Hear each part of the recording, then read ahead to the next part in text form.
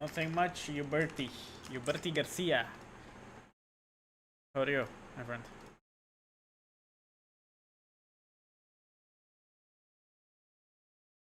Hello. Not must me.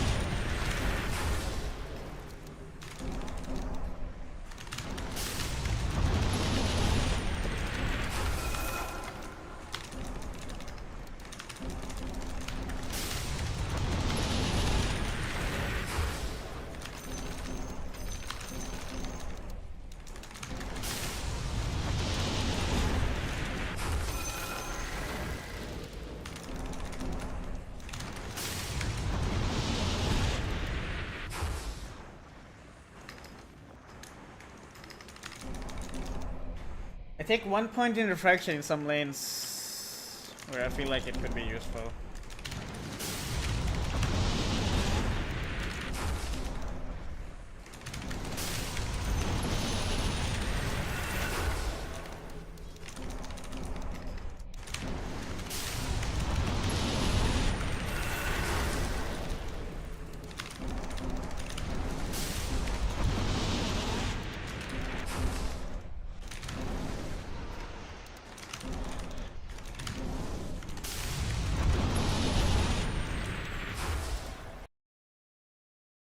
So Rahul.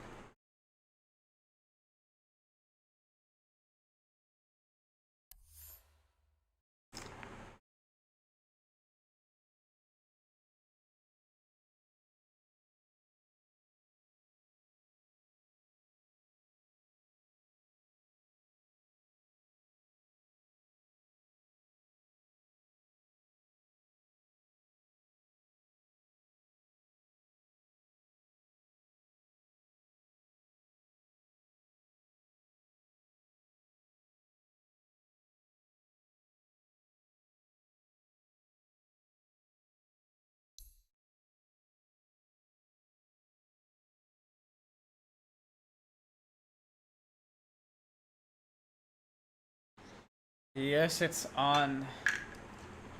But in my memory, you can't really play party here. It's not allowed.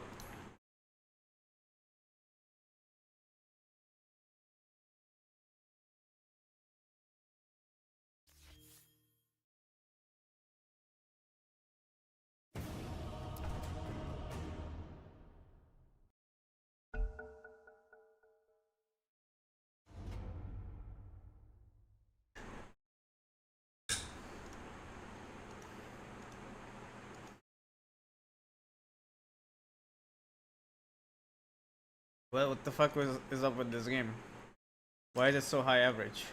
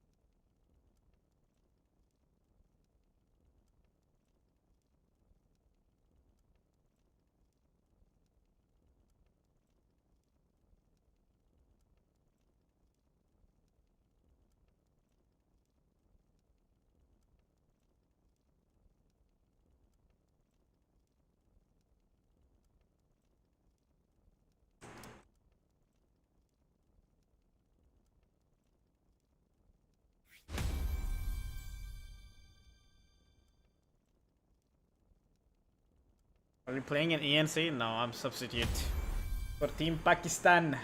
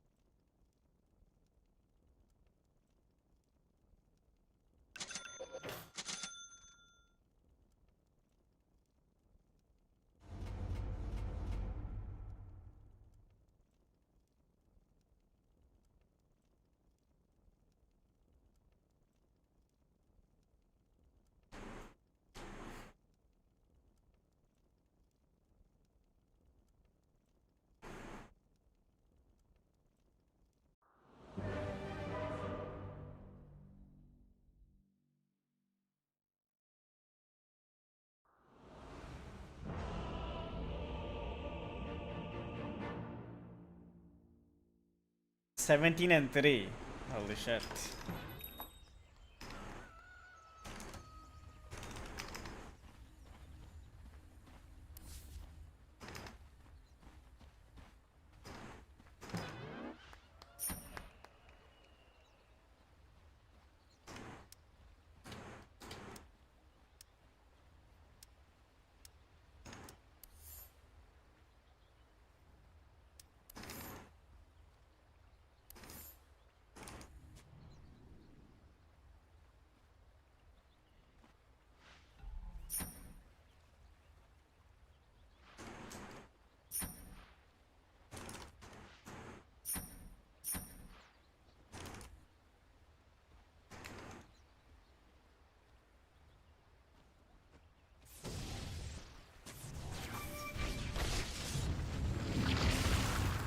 Ебать, байтеры.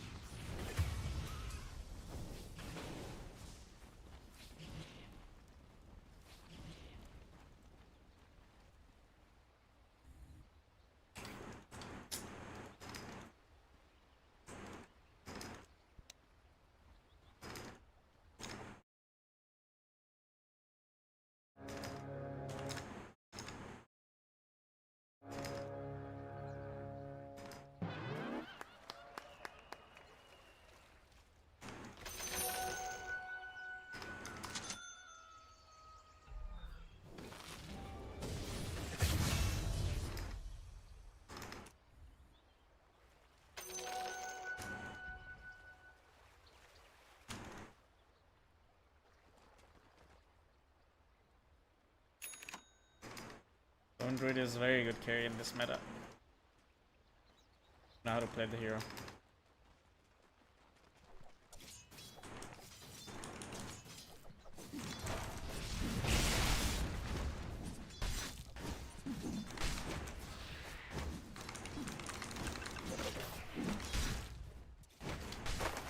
This is just your life as a fucking carry.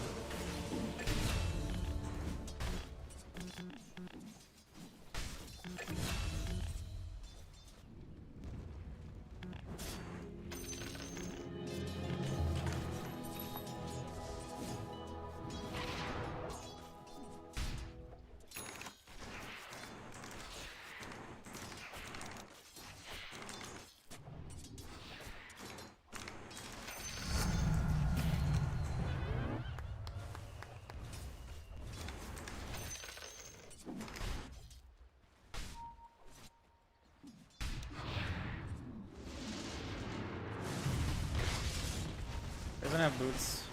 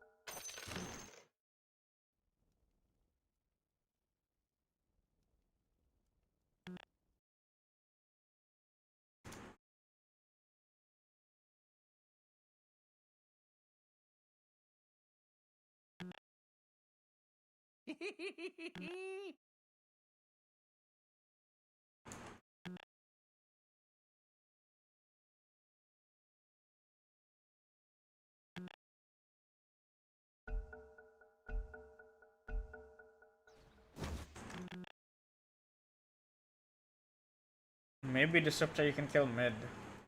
Not sure.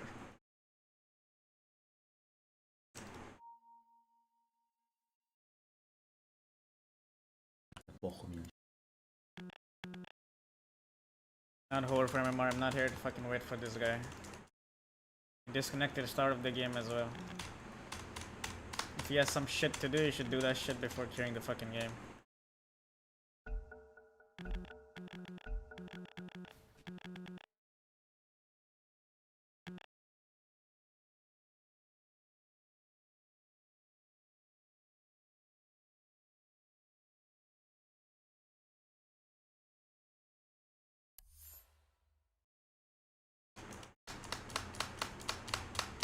Maybe I should collab with your mom. What do you think about that?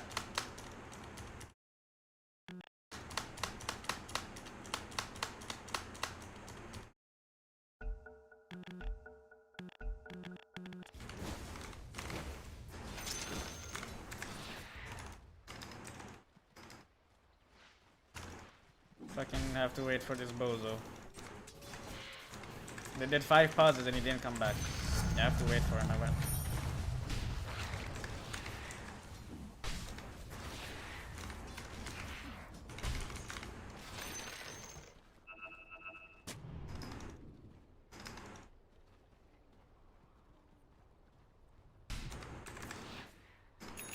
Line's missing.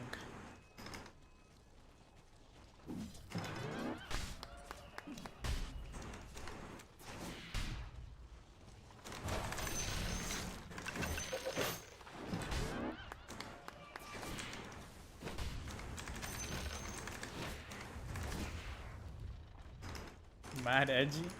Bro, if people ask me stupid shit in chat, they're gonna get a stupid shit answer. This is how it is. You should collab with Zoran. Both brown boys. Man, why don't you suck my dick? What do you think?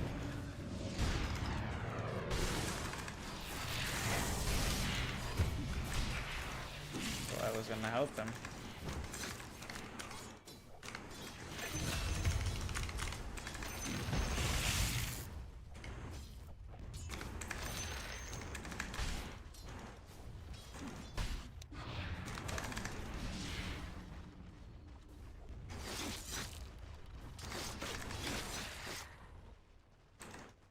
I don't have beef with Zorat, but the thing is, Zorat is a meme for these guys,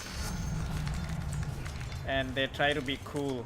Ah, you should collab with Zorat because you're both brown. You know, they try to be racist like that. So they deserve a fucking racist answer. Like they deserve not a racist answer, but you can't talk normally with these guys.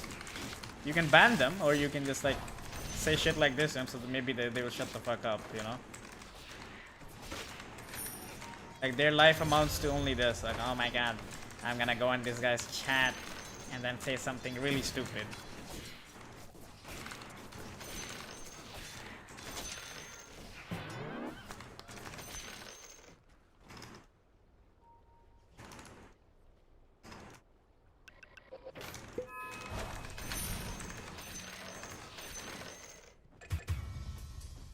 Did he use RP or what? Or what the fuck was he doing? Yes. Что-то всем пох. И на руну, и на шторма. Mr. Lost is not coming back, it seems like.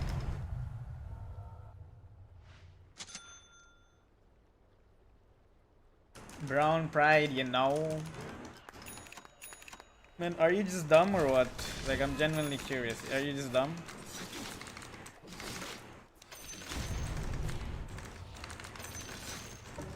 Brown pride, what is this? Like, what the fuck is this? Are you like 12 or what?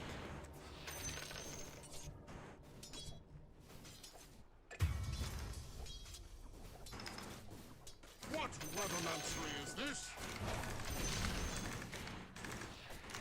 The day my fucking misclicks stop happening, it's over for everyone. Oh my god, this guy might be a genius. He's contesting me quite a bit. Not next wave though. But there's... oh, he is.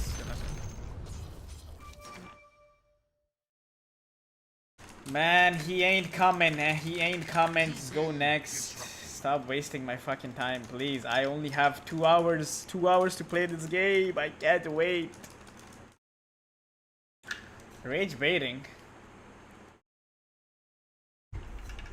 I just want to see my boys successful. So why don't you subscribe to your boys? Or donate to them, or do something like that. You guys should collab, and then what the fuck is gonna happen if we collab?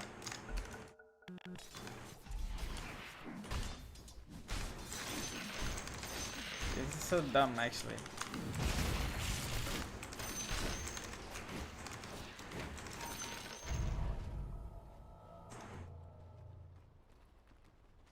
He's back. Let's go. Mr. Lost is back.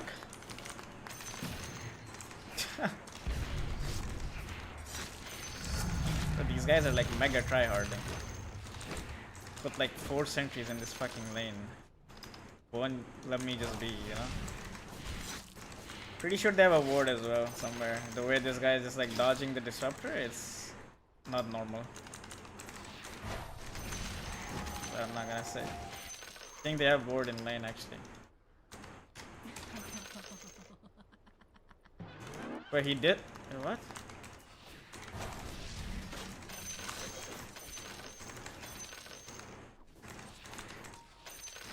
I mean, they're still gonna play. Magnus is just gonna become their carry. Oh shit, now they're gonna leave. I think. They miss RP.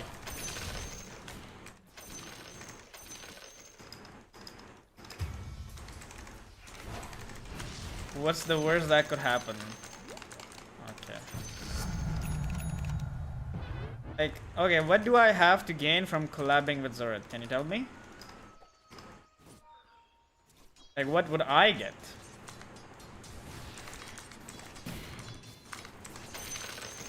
I should collab with someone who's like e-begging all the time. That's what I should do.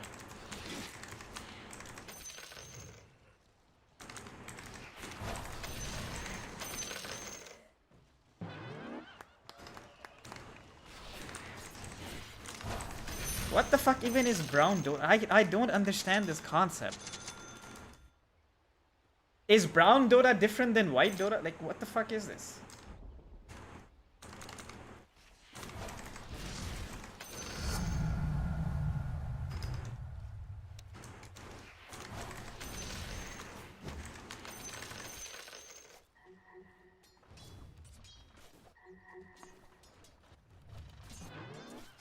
Работаем.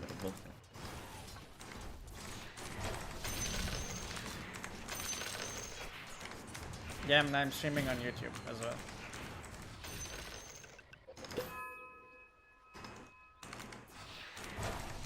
Are they gonna leave or no? Are you still playing? I mean, he got abandoned, but he's still gonna play? Why? I guess he can't play another game because he will be banned for 30 minutes, so he just came back.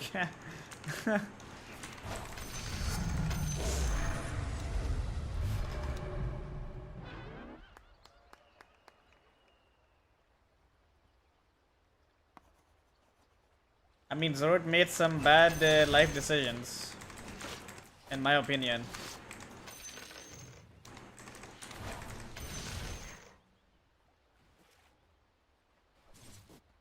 I think he had a decent shot at becoming a big content creator in Dota, but then he just left the game. Now that he left, he feels like, oh, I can come back to the game and be the same person. You cannot. For you to be the same person, you need the same MMR. And you need to play with the same pro players, which you can't with fucking 4000 MMR. And the worst thing is that about Dota players is that some Dota players, I don't know why they do it, but they do not want to adapt, if you understand what that means. Let's take tower, I guess. No, I don't know what the fuck's happening in this game. But it's kind of like he came back to the game and he's still doing the same shit that he used to do like 5 years ago. Oh, I'm gonna buy Maelstrom on Ember. I'm gonna buy Orchid on Storm. Like, bro, I'm not coming to this fucking fight.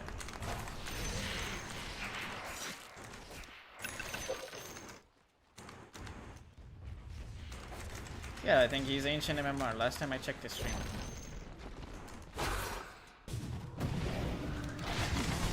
Okay. Fucking bozos.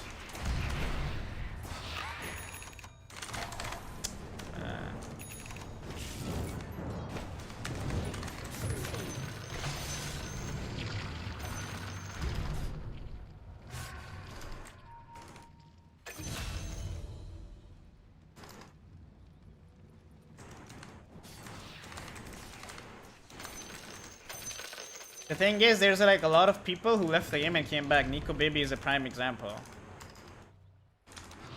But those guys are not retarded in a sense that they actually adapt to the game. They know that, oh, we came back after a long time, the game has fucking changed. I can't just do the same shit I used to do like 12 years ago.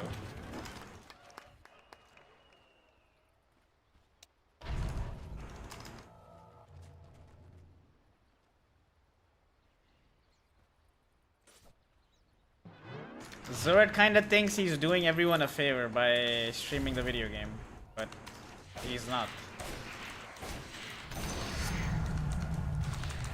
No, no, no. Hold on. Small.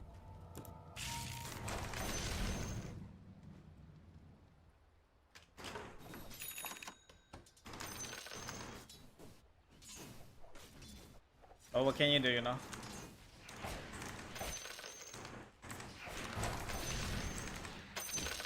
He means well. I mean, maybe he does, deep down he does mean well. But if that is the case, then he has no self-awareness, I guess. Not self-awareness, but I guess awareness around him. Maybe he's just too innocent, I guess. But the shit that he's doing is in no way... Like, if you look at from outside of his perspective, it does not mean well. Maybe in his head it does mean well. But that's the thing. That's the point of being delusional, you know? That you don't know what's going on around you.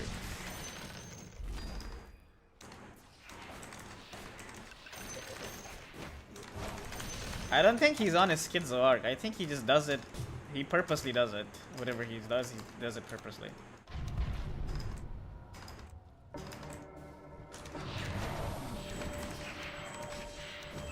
I don't know what the fuck's going on in this game. Like, legit, zero focus. I haven't seen the map in like 2 minutes. Whatever I'm doing it off some fucking I mean, maybe I should have taken like night vision this game.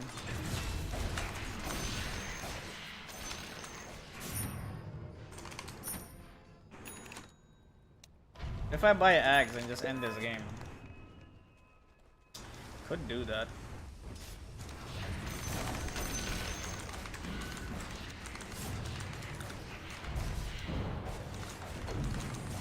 I mean, no, you don't have to be pretty bad at the game.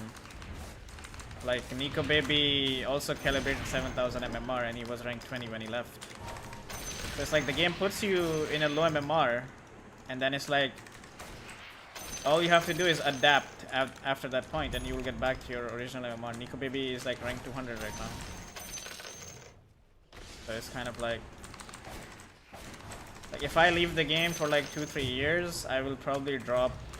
So let's just say at that time the highest MMR is like maybe 20,000. I will probably calibrate 10,000 still. But that 10,000 is gonna be like really bad. So if I adapt to the game and keep climbing, I'll just get like 13k or 14k.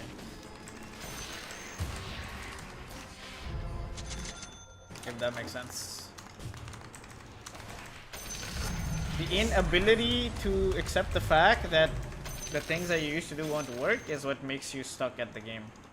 Or stuck at anything in general. It's like you have to accept that you no longer are the same person, that you're washed.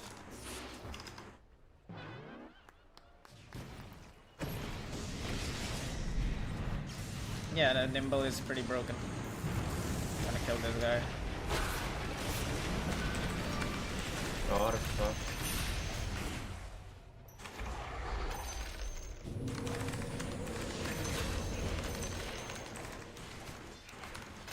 Bro, why are they not leaving?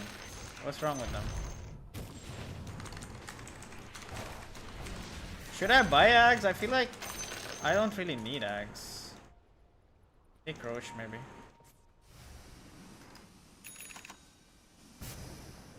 Makes a good TA game when they don't have a lot of ways to get rid of your refraction. I picked TA here because it's kind of like the way their heroes work is that they want to like go on some guy and like burst them with their like fucking shit like Hex and RP, but it's hard to do that to a TA.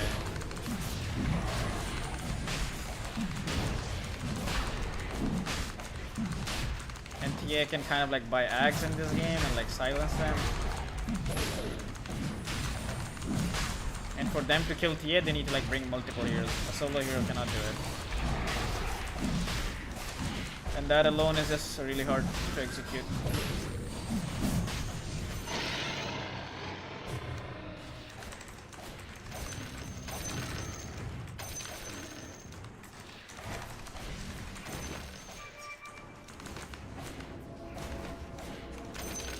Shizzy got banned on Twitch.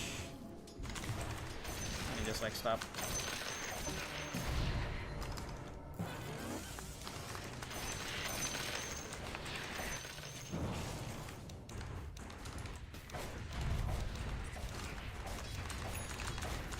Tia is not a good answer to Snap. That's actually the opposite. Snap's damage, like the fucking cookies thing, is really good. Globs basically.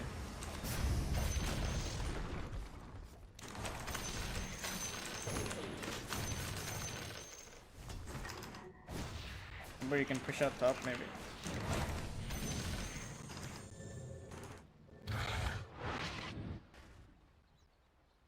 Can we go next? Ratani.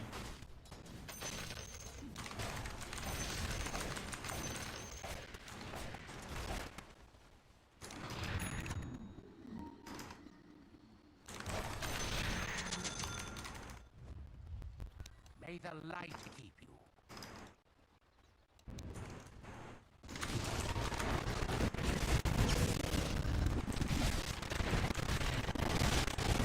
I mean, he's gonna RP me. You have to stand on him.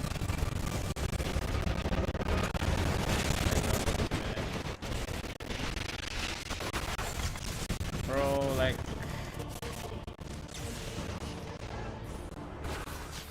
this should not happen, but it happened. I don't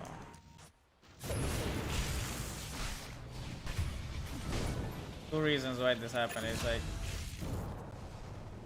they have vision here, and then we fucking just botched the glimpse for some reason. On storm.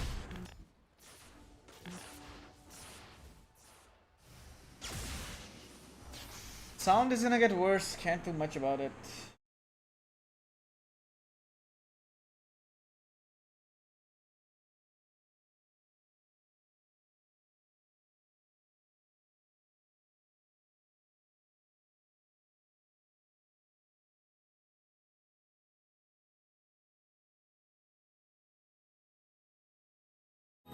No, I don't mean the things that would work in MMR. What I mean is that the game changes. If you played 4 years ago, the game is really different. The map is fucking bigger. There's so many other things. The builds are changed. When is the last time you've seen Maelstrom on Ember? Or Orchid first item on Storm? The game is just very different now.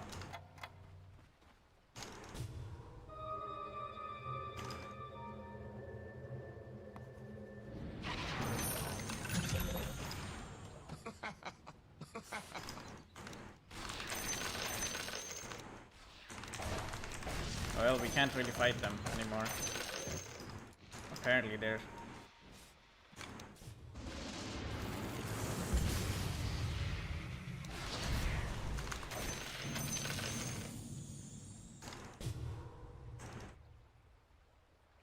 Why are they so fat on every hero? What's going on? They're actually really fat. They have no map.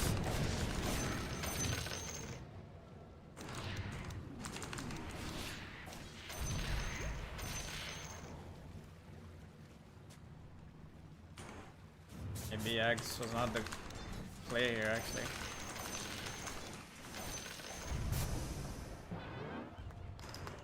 Line has a Shadow Blade.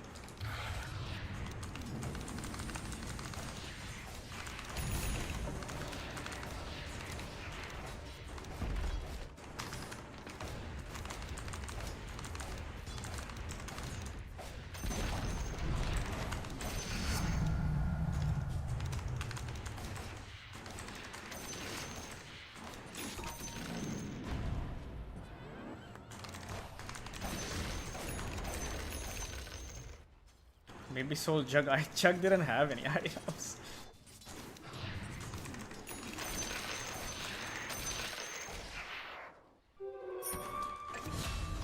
I'm kinda unsure.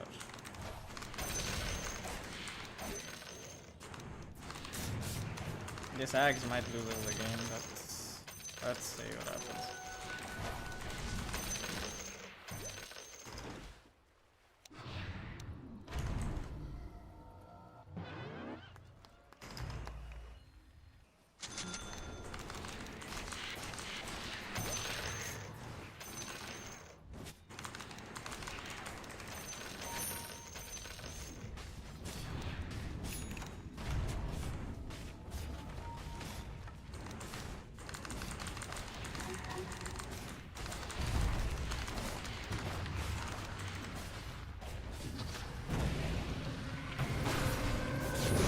This can't be real.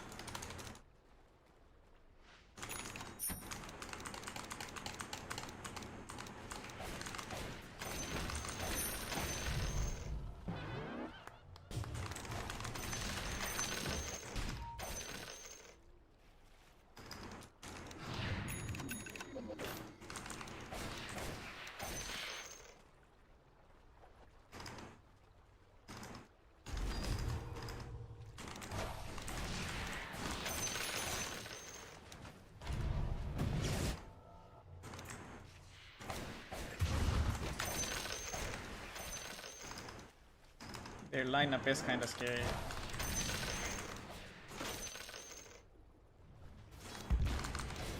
You have to like split them.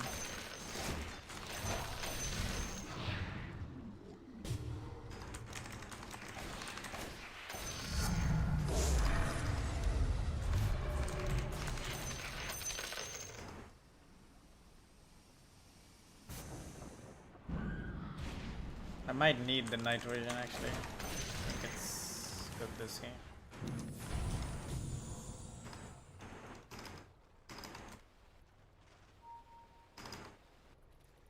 May the light keep you.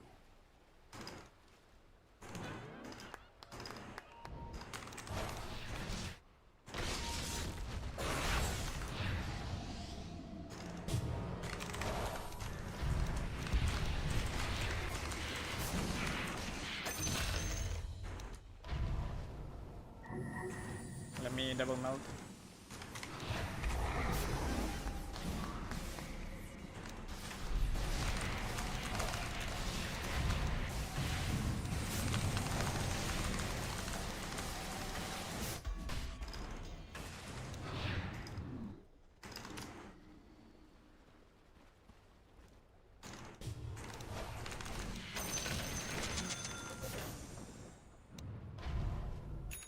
We need a hex. They have BKBs. I don't know if your axe is going to do anything. Up going high ground for these guys versus Magnus. I think it's a bad idea.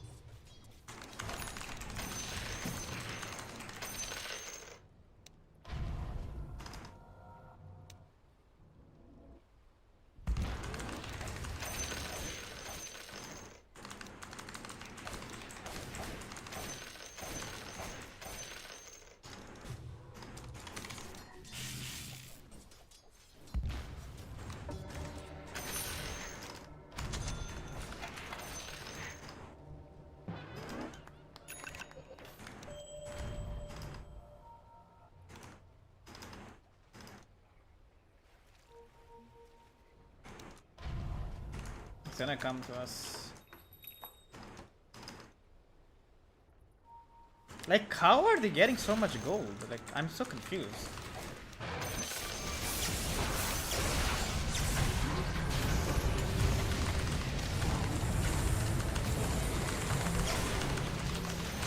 Guys, look at me. Bro, there's no way.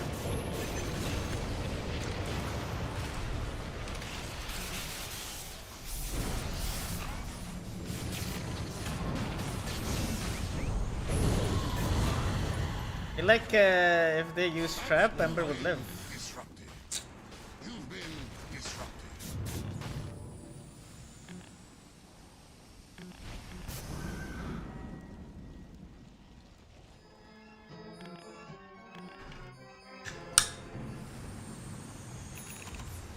I need 25.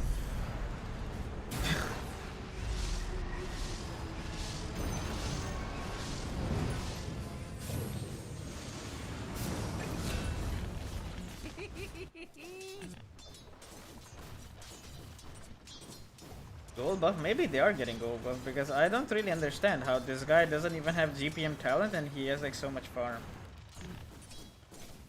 Like, they all have farm, all of them. We have the entire map and then they are like so farm.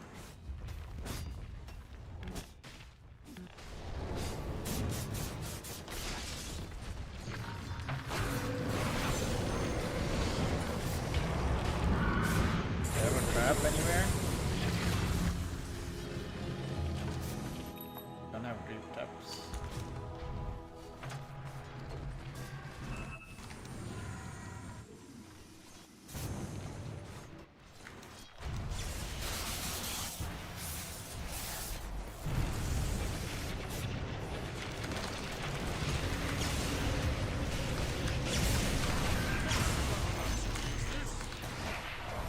Bro, I'm lagging or what? I'm lagging for sure.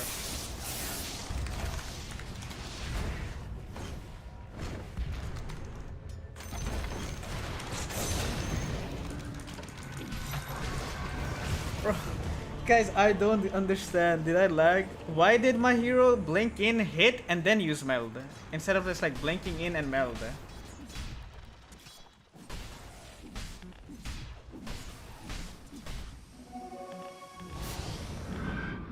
Like, I blinked on him, and I pressed meld and A click on him, but my hero first attacked, and then my hero pressed meld, and then by that time he's already gone.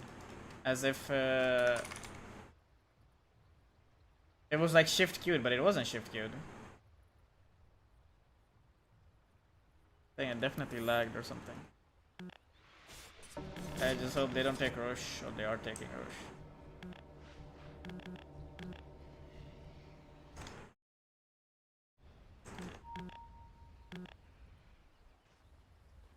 Kinda throwing this game. This guy is pretty tanky. So whatever. Need to use meld better.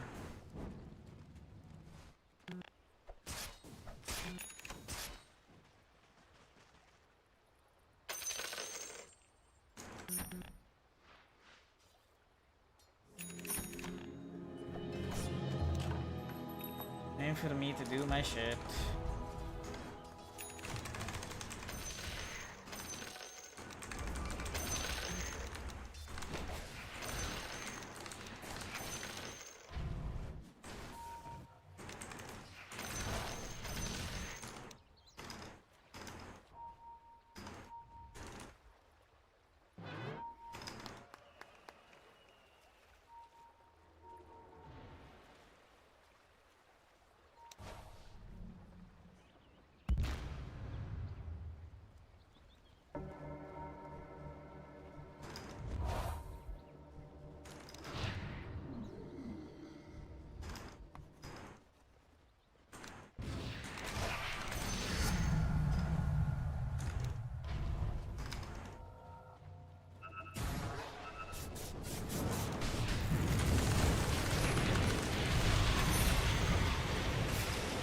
Good sentry.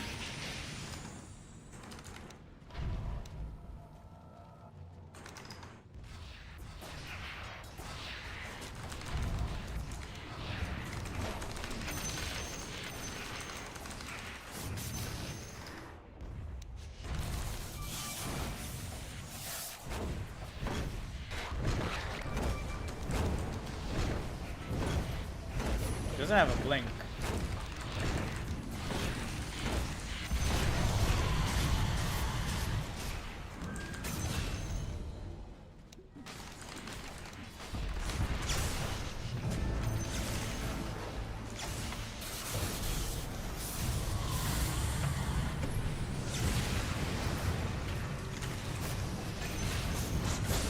Oh, I fucked up.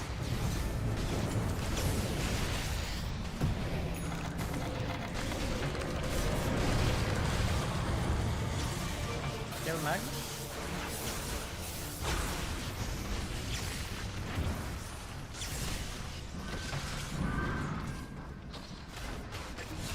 We're back, we're back.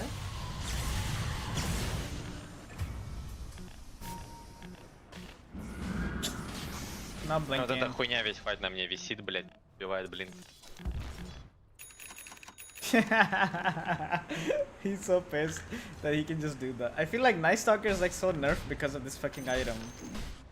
Distiller. Like they're getting all in vision on us. Because of Night Stalker.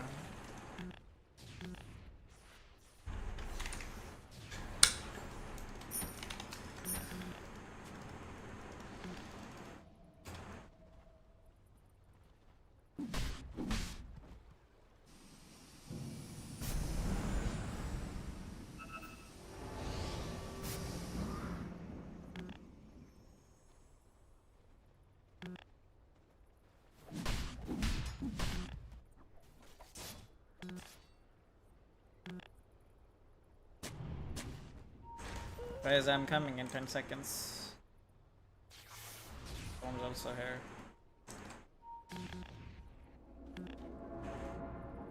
I'm not close. I have this trap here.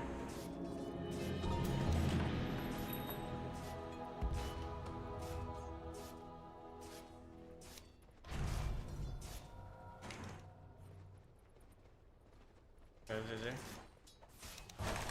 Как залагало что ли? Да, у меня пролагало. Пиздец, я ж охуел, блядь.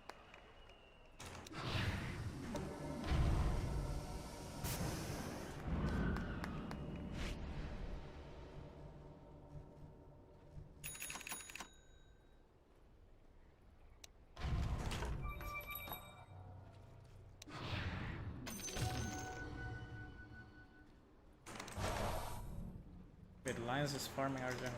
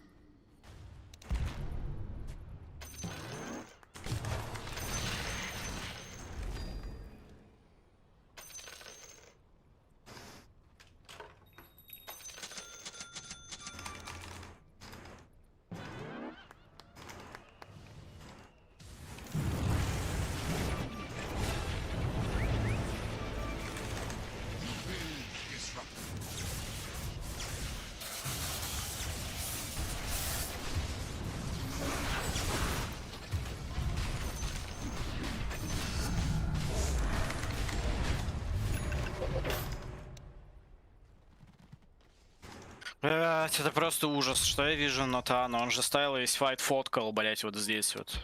Просто фоткал. РП боится. He's not using RP unless I show. Hard for me to show.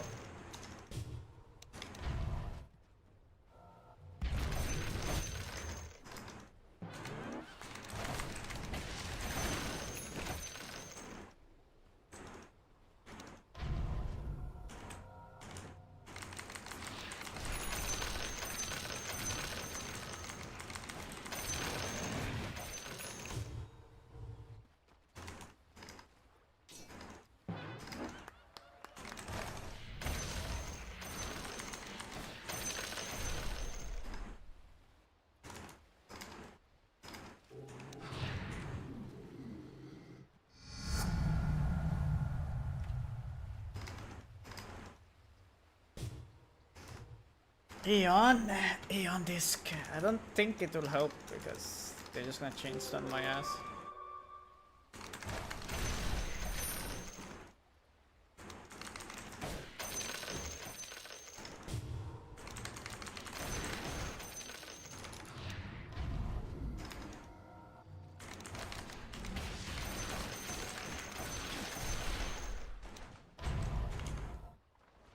This game would low-key be easier if Jug was there. Because then these guys would buy normal items.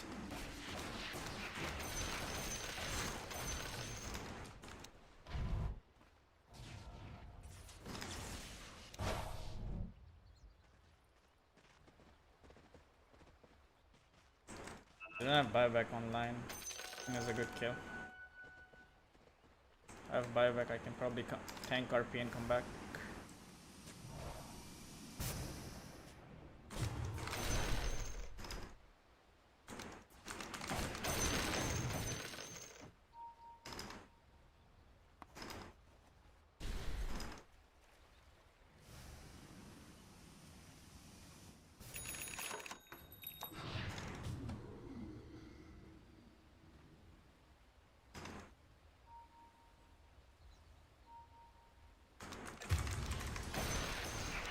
Need to buy a gem. can't play this game without a gem. I need to fucking pee, but I think if I disconnect, they're just gonna unpause.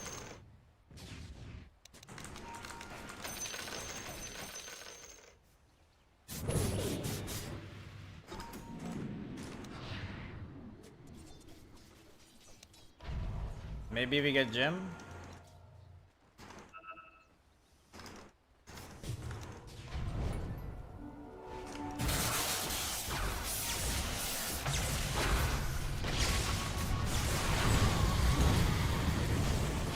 I think it's a bit too late to do that.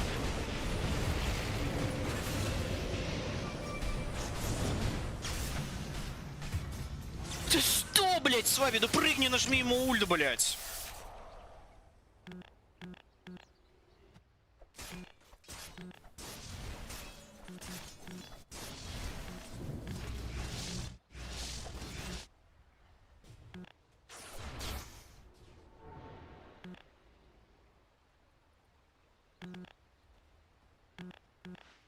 I think we need to buy a gem.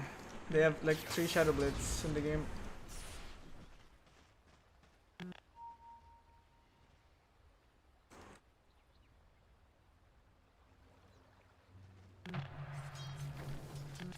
Блин, был КД. Сразу прыгнул как смог.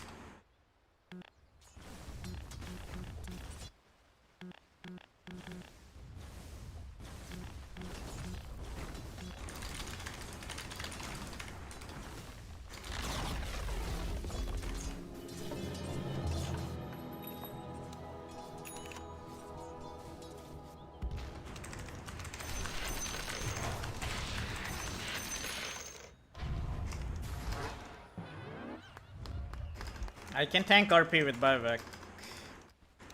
Go fight. Put trap and come back. It's much better, I think. Going bottom, you need to go bottom. It's going bottom.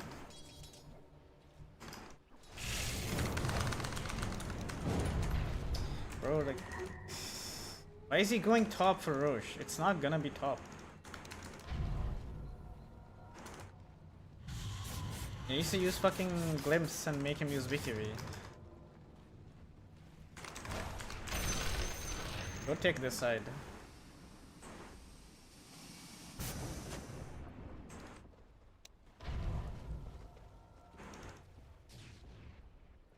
Maybe use NSL to give us vision here? You need to cancel Magnus Blink and fight.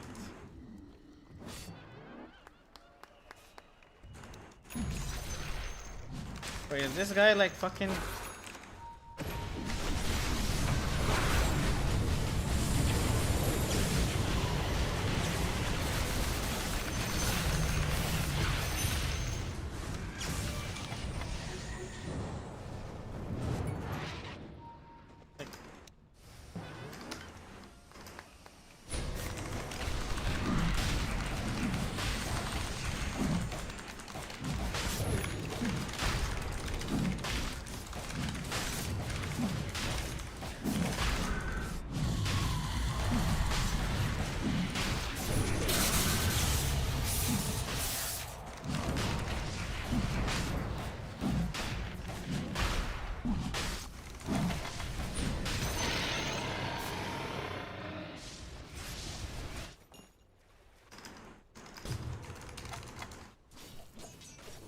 He's fucking running top on Disruptor, it's crazy.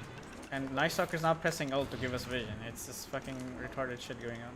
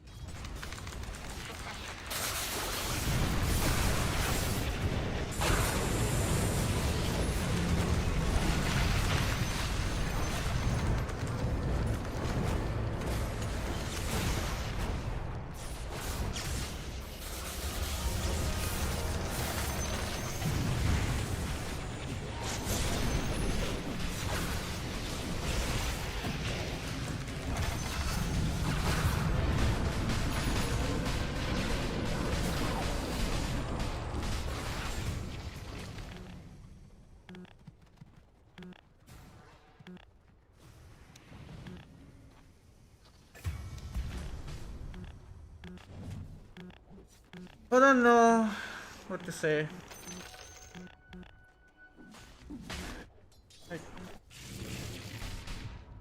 It should not be possible for me and Ember both to get caught in Storm's fucking vortex. I have Aegis. If they go on me, it's fine.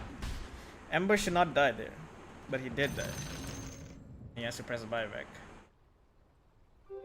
Nicesucker also has to press buyback.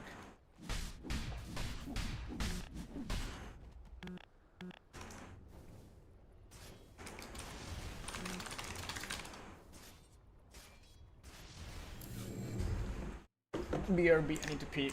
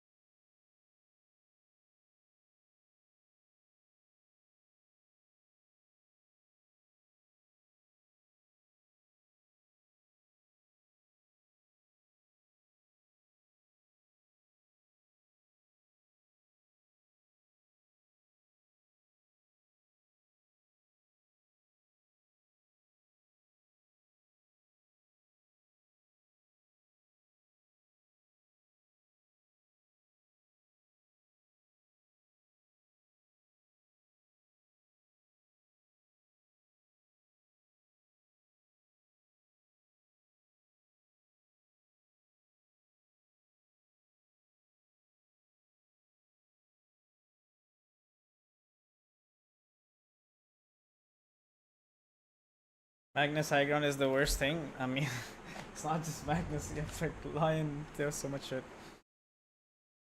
I hope they can pause. I don't know if they can. Okay, they can.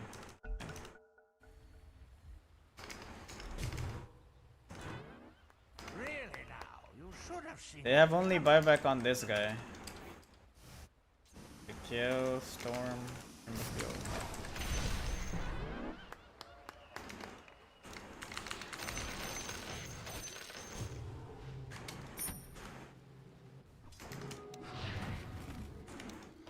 Reps.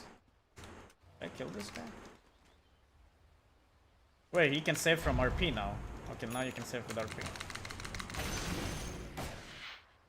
That's really good actually, what the fuck. That's such a broken talent, no? For support.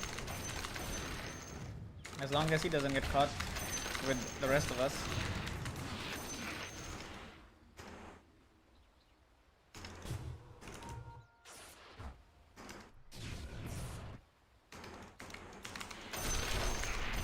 Can we try to do something? Yeah, he's gonna be up before him.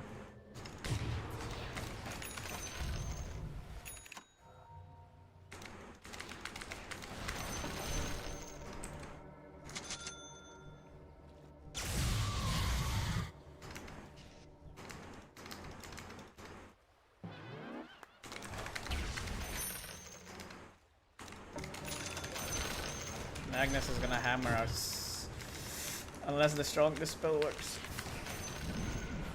Let's go have BKB. They don't have buybacks. We don't have either. We have megas. Wait, what? They took a side?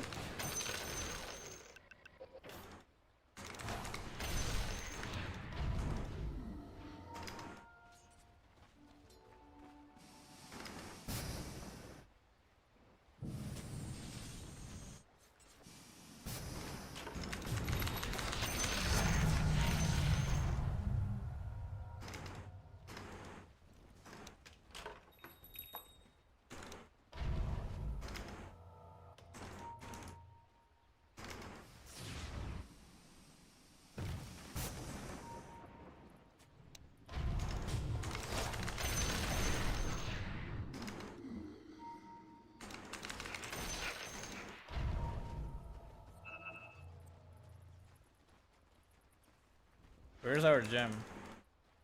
The fuck?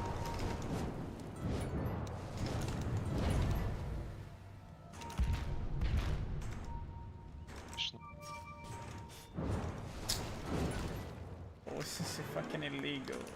This is fucking illegal. Oh. We would have won the game there.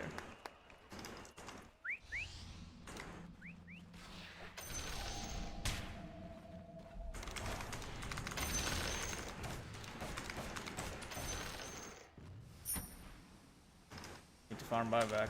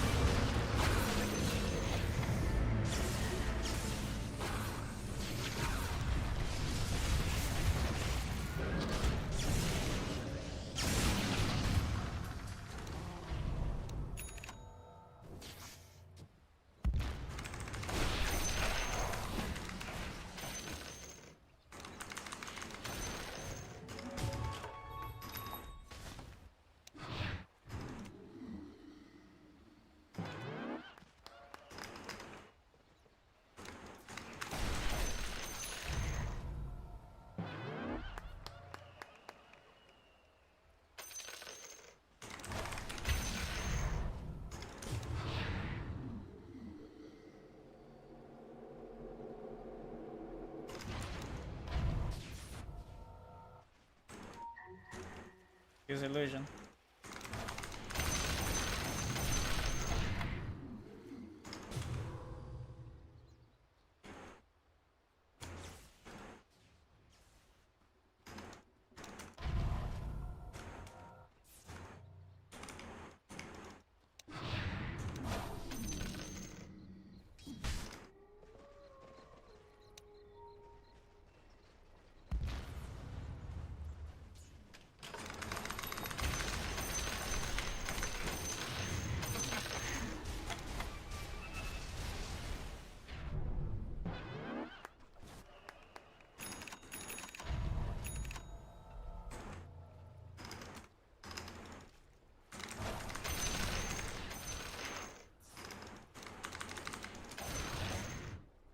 You can smoke again. They don't have buyback on Mac. I have buyback.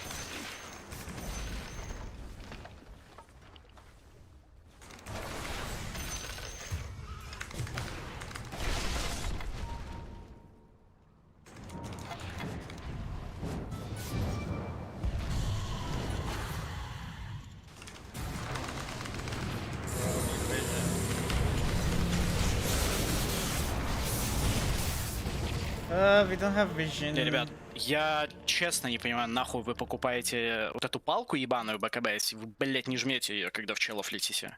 Даже, блять, не смешно просто. Это же реально не смешно. Мы не можем убить 4 героев, которые без РП. Да ну нахуй. We have gem in fucking base that we cannot use. How is this possible? That we can't use a gem. He doesn't have buy? What did he buy?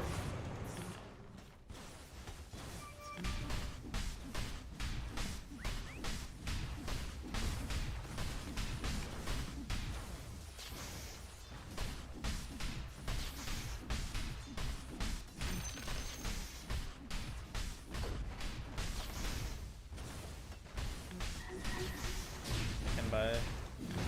But he has this.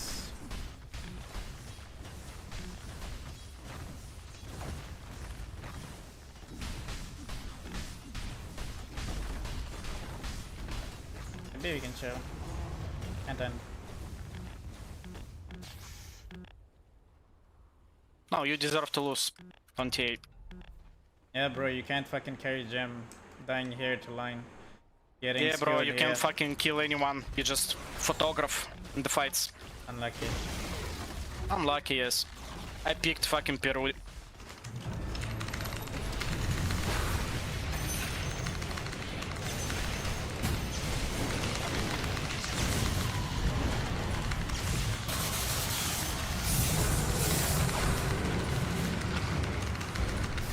Bro, who the fuck glimpsed him? Who the fuck glimpsed him? He was Unlucky, I dead. have no carry. What can you do? Bro, who the fuck glimpsed him? We actually won the game there. No joke.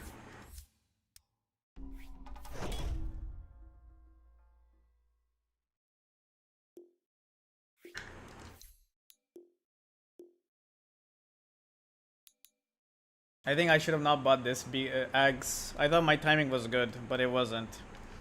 Like when I got my Ags, they already had BKBs. I don't fucking know how. Like how are they so farmed?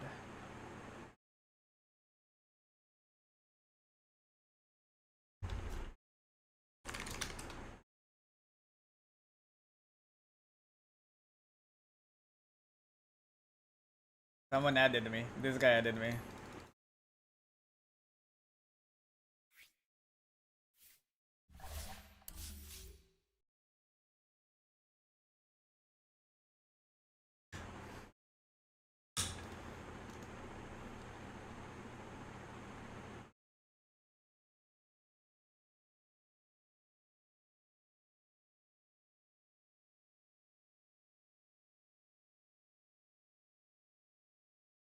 He has more network than I do, I think.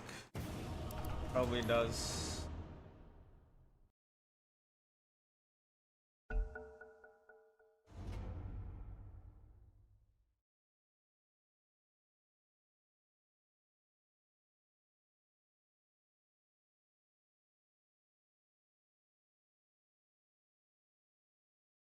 How are you so obsessed with like Zoid? I'm like scrolling your chat from from a year ago, and you're still talking about Zoid, and a year later you're still talking about him.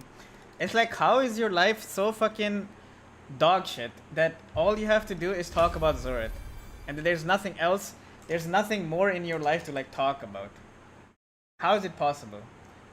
Like 1 year ago, 1 year ago, are you Zorid's brother? What the heck was that? Are you Zorid 2.0? Okay, Zorid 0.5. Can you please duo queue with Zorid?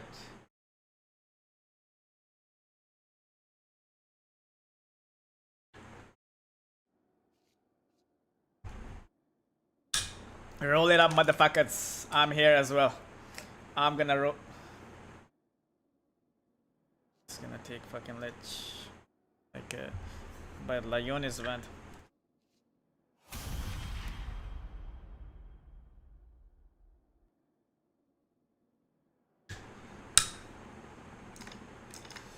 Man, go fuck yourself, fucking Mercury.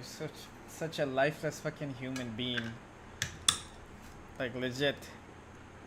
How can you be like so lifeless that all you have to do is talk about one guy for like a whole fucking year? Like legit. Well, go fuck yourself. I don't want to listen to your fucking dog shit low IQ takes in the chat. Like legit, it's been 1 year. 1 year. 1 fucking year.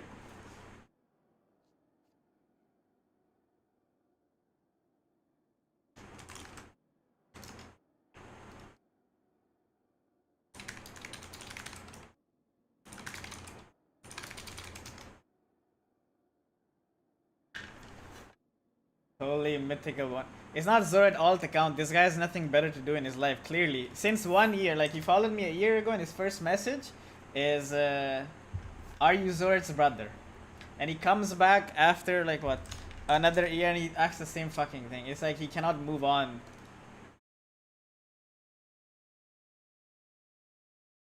I don't know. There's no sauce on Zorid, guys. This guy is just a fucking maniac who has nothing better to do in his life.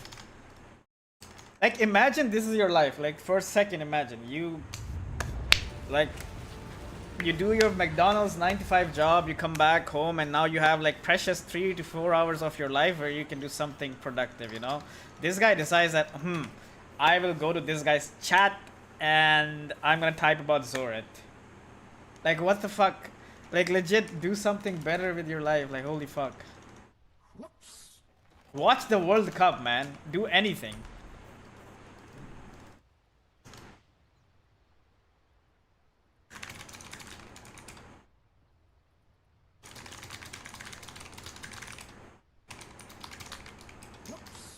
What's my item build? Why did I pick this hero again? What if my mid laner disconnects this game?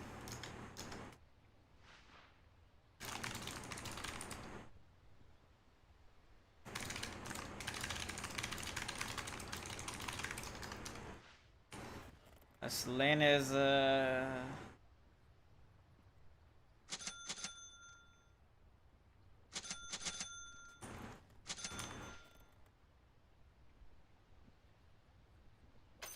I don't think stick is that good, to be very honest, but I really don't see what else I can buy.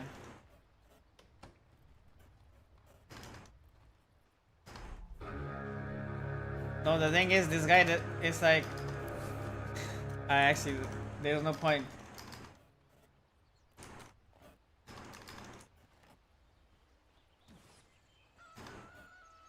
Can you solo? I can use him.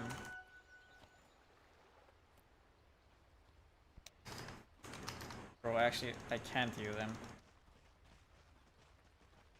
This is karma, I guess. Laning versus Askur. Already kinda cooked. This is karma for unpausing last game.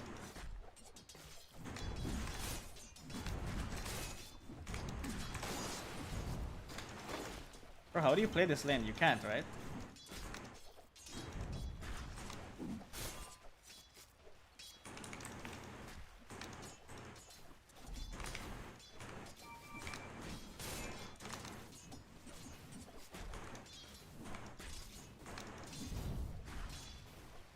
I really hope this guy doesn't come back.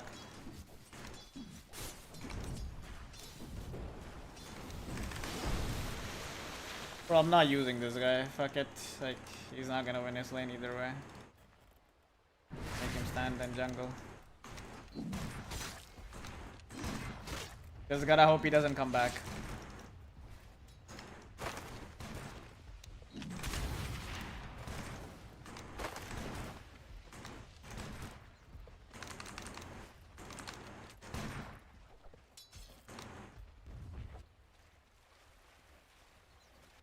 He's cooked either way.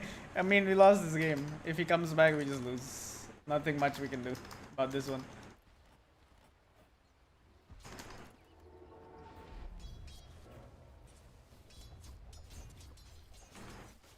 I think he's gonna come back at the last second.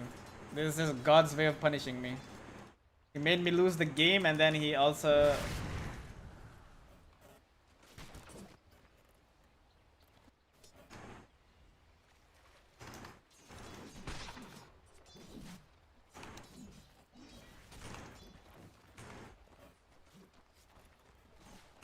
Yeah, I mean, he can't lane that. It's fucking Oscar last pick.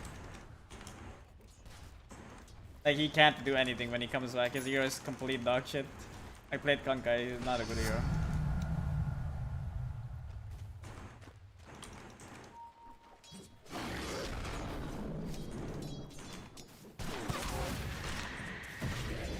Or he just...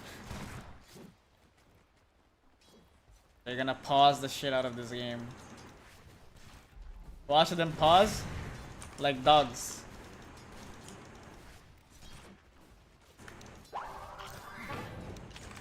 Oh, here comes the pause. Here comes the pause. Let's get it.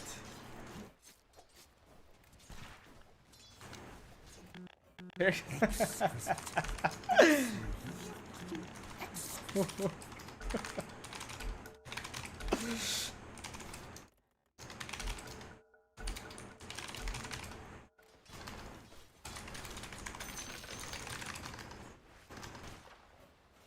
This guy is the GOAT.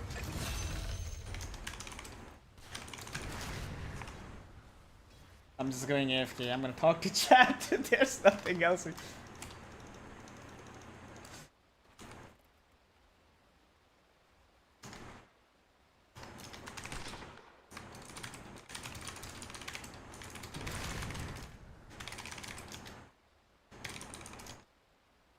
Three, 5, 4, 3, 2, 1. Boom! Boom! Nice.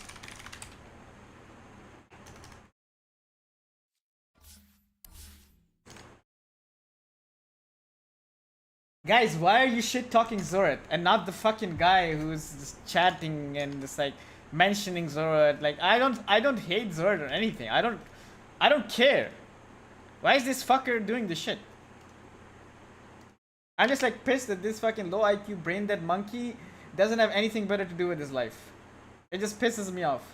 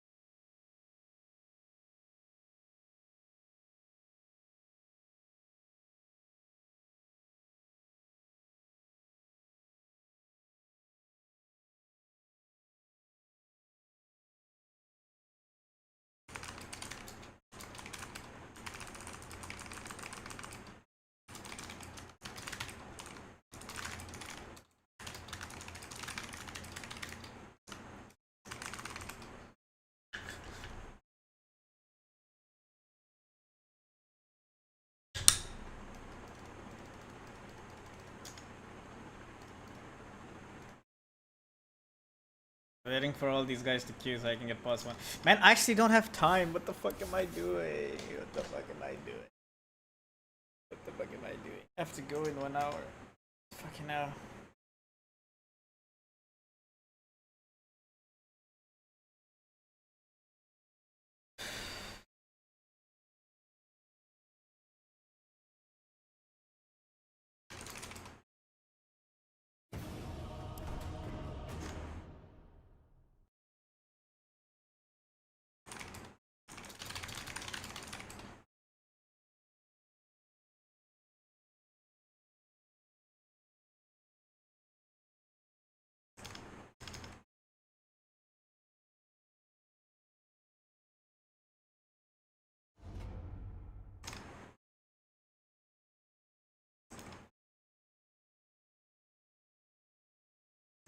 I need to lock in.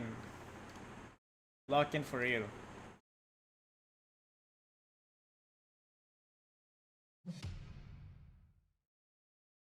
I'm not going anywhere. I have a coaching session. I woke up really fucking late today, unfortunately. Things you gotta do for the bread. I mean, I could do the coaching session on stream and then keep playing. If the guy is like comfortable with it. Or what? Wait. This is not happening. This is no way. This shit is happening. How do we pick both carries and they also have... And they have low ranks as well. I'll roll with this guy, but it's like...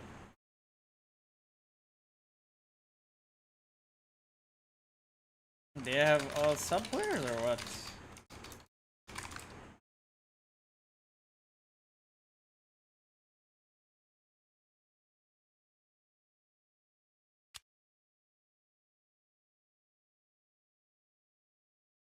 I'm so confused. What's going on?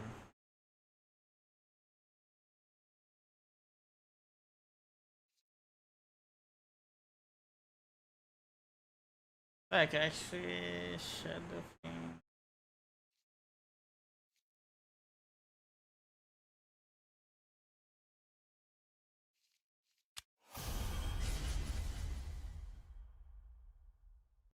This doesn't make sense. It's like it don't be making sense, bros. Realistically, I should have picked maybe Faceless Void here. It was banned actually. I could have picked TB this game.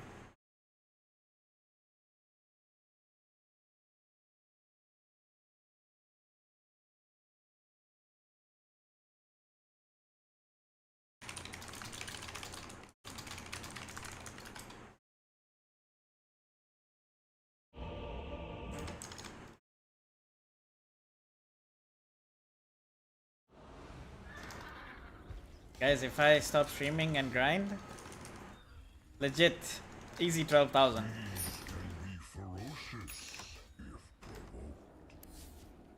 Like, I can just sense it. Like I've just been yapping last 3 games.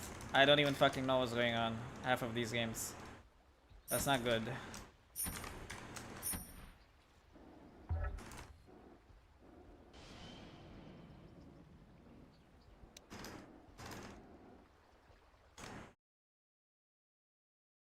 Good days when I used to not look at chat at all.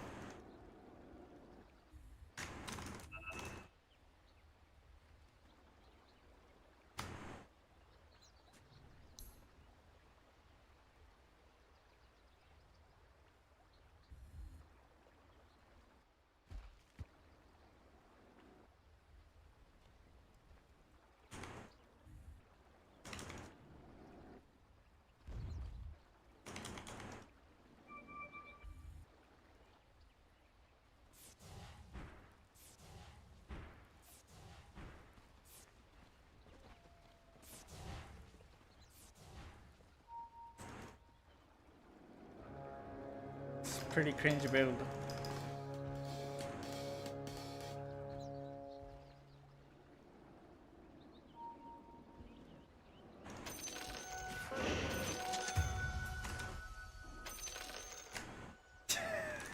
Блять, ну ты же видел, как они... Ping the Marcy, is that ping him.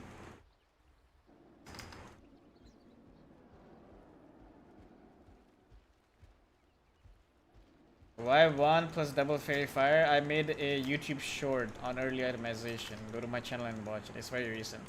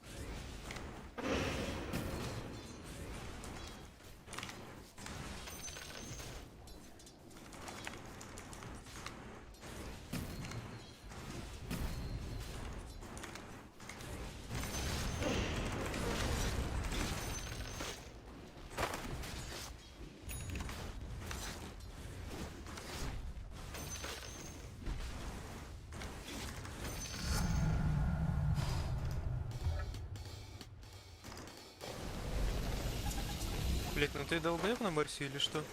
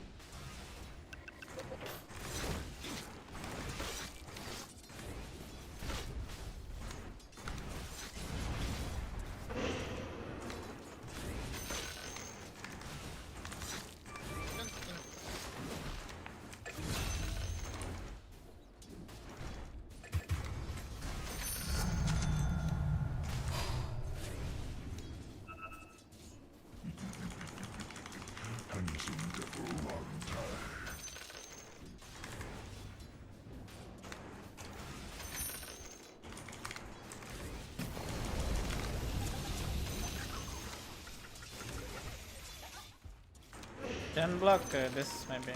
Not this.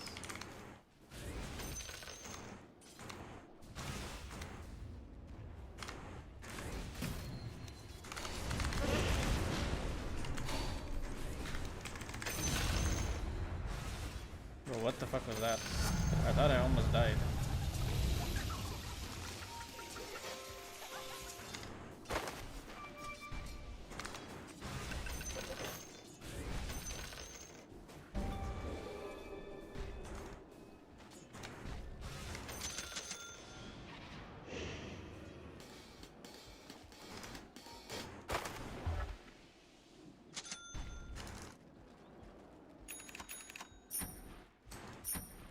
Русский понимаешь на Марсе или нет?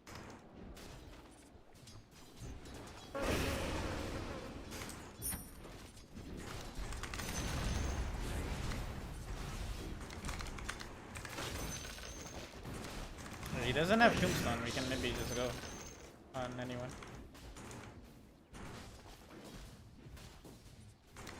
Oh, wait.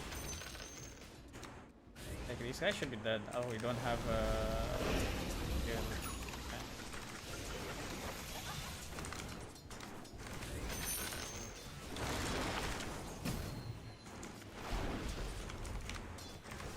Don't wanna get double decayed.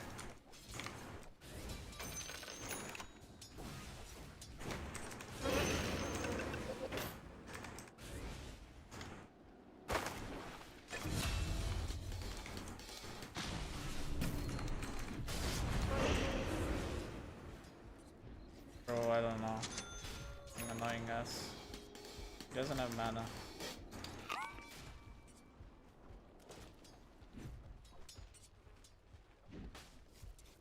Сейчас сначала линию поставим. Подойдут, умрут.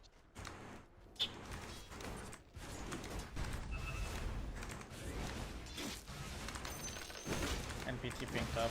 Kill him. Top boots.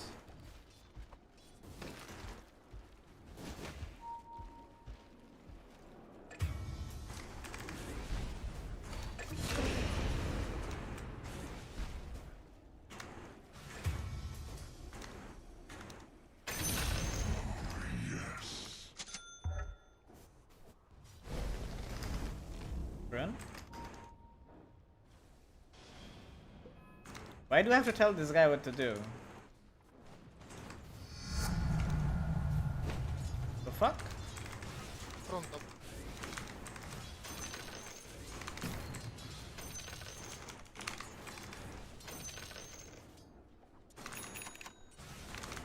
Oh, he's taking my fucking stack. No way.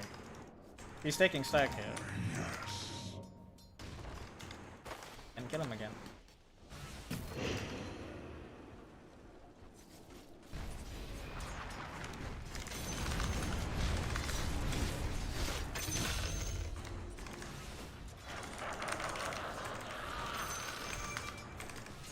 Кто pressure tower?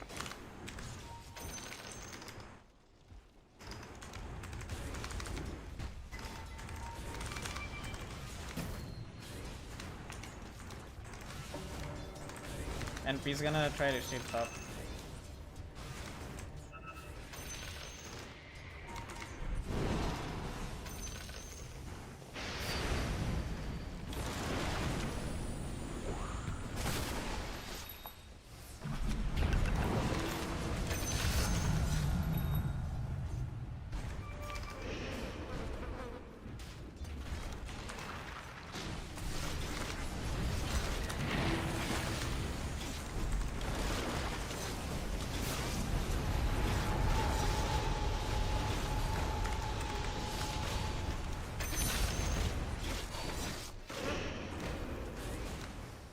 Ну, back a bit.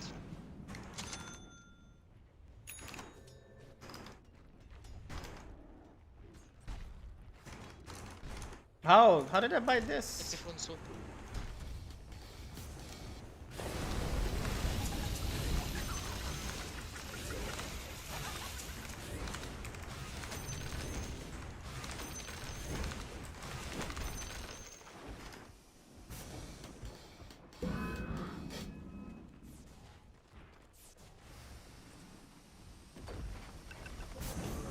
Just stealing my shit, huh? Right off the bat, stealing my shit.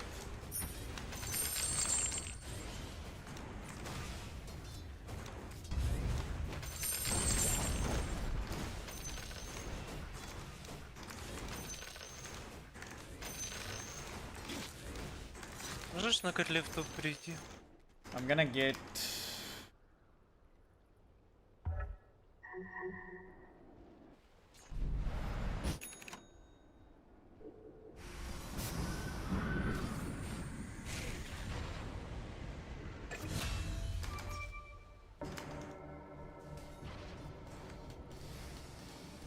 Можешь мне маны еще залить?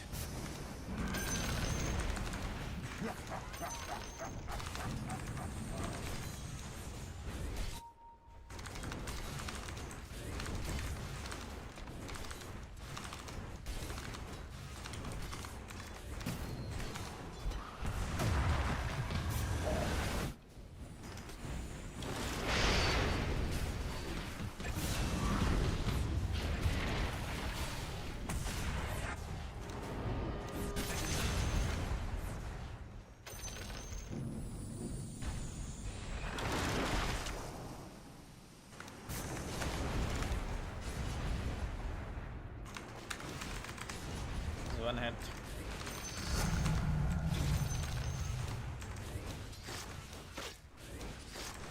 Take the front. Нажмешь скролл вниз и всё.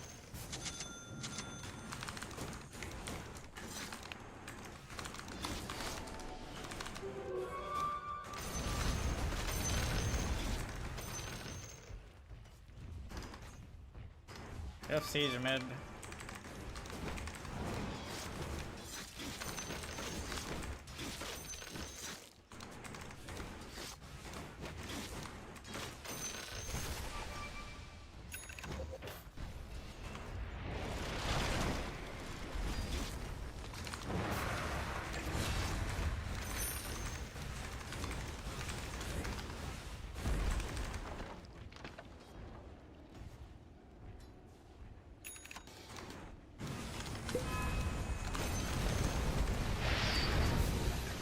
My god.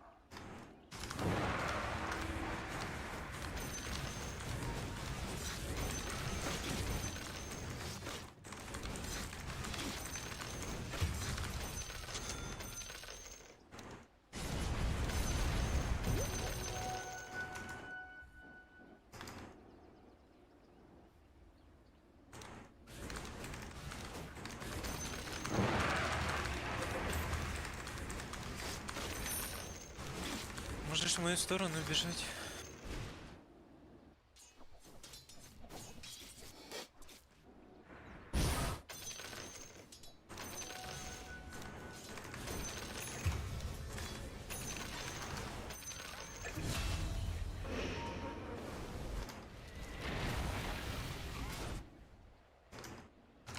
Take 3 seconds. Блять, ну нет. Get me in, get me in, get me in! Bro, what the fuck?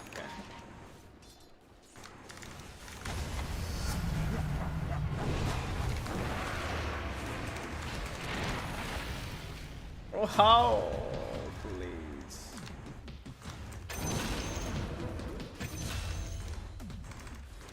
My Marcy is so bad. Marcy, bro, you can pick me up as well. They should have all died, like, it's so fucking cringe. Really now? You should have seen that coming. No.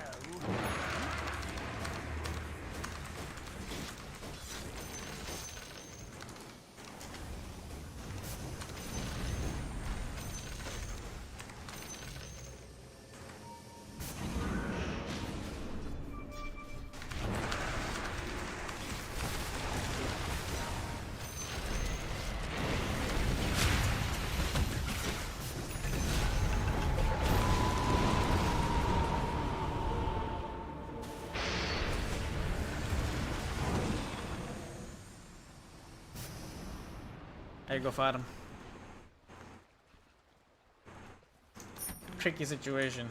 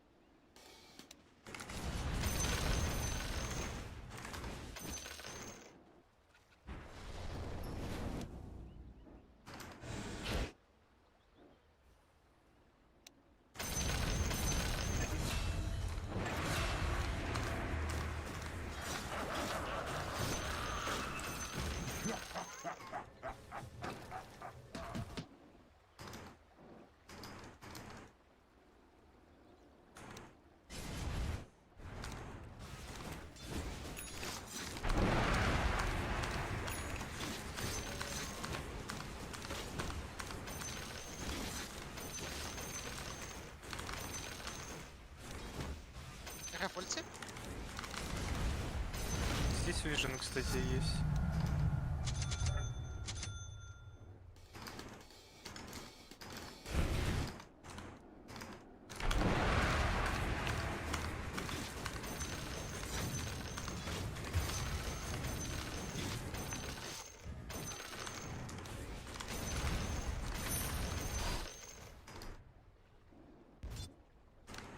Go back, go back. Open. Protect bot lane.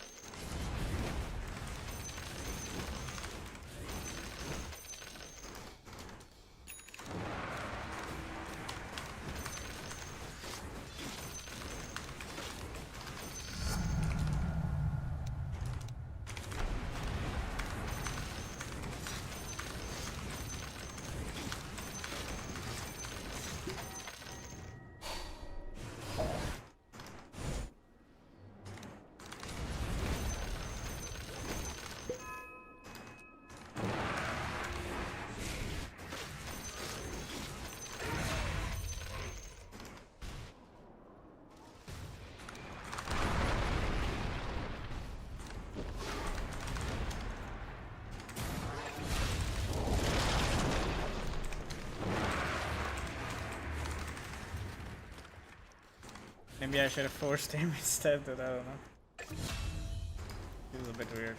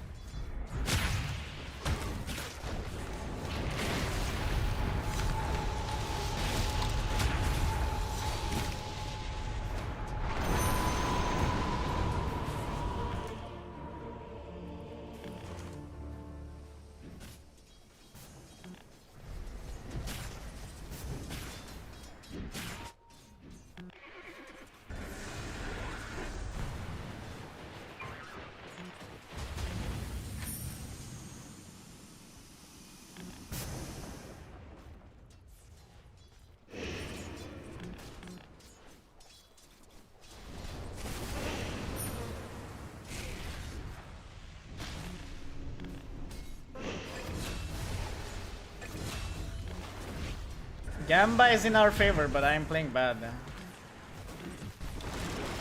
Slight problem with the gambling.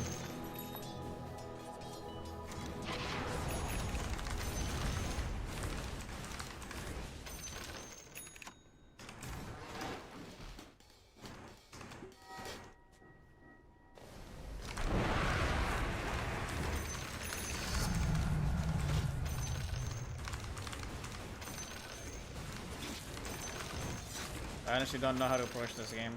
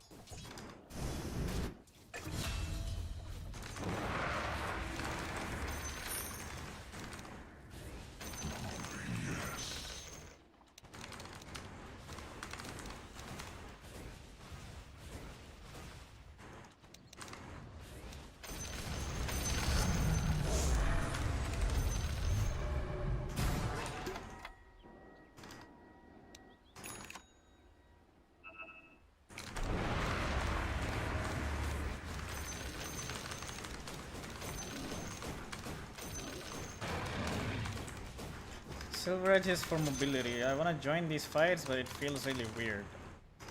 I need a blink or Silver Edge. I personally prefer Silver Edge. Kinda like they're kiting too much.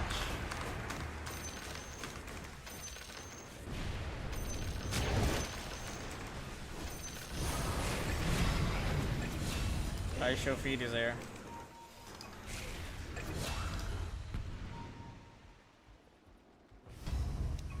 Я не верю.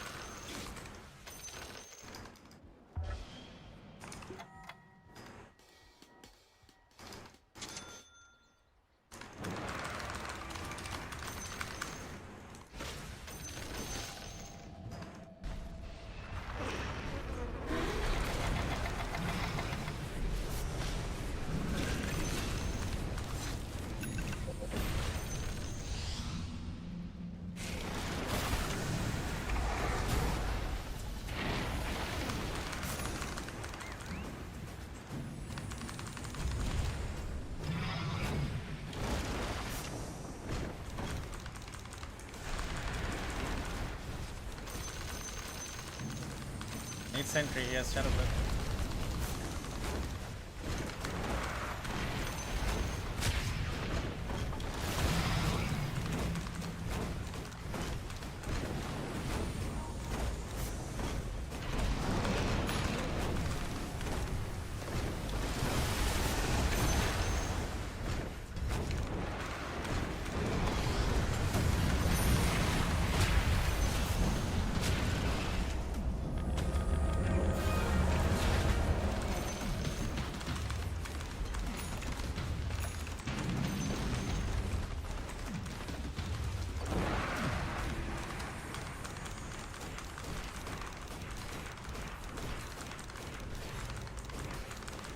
Manta is good when you needed this spell. Like versus Slardar, TA, Ember Chains, stuff like that. Tree and Root. That you don't want to press BKB for, you know? BKB is kind of an overrated item.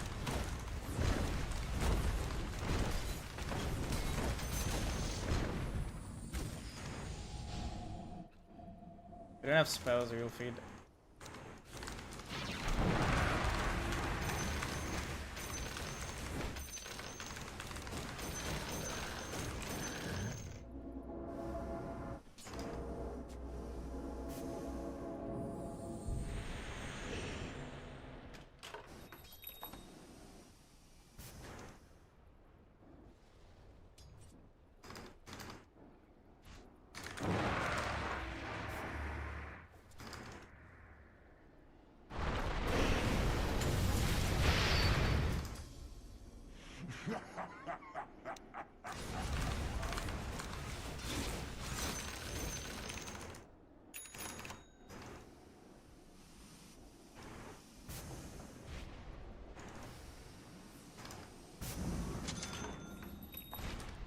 not every game.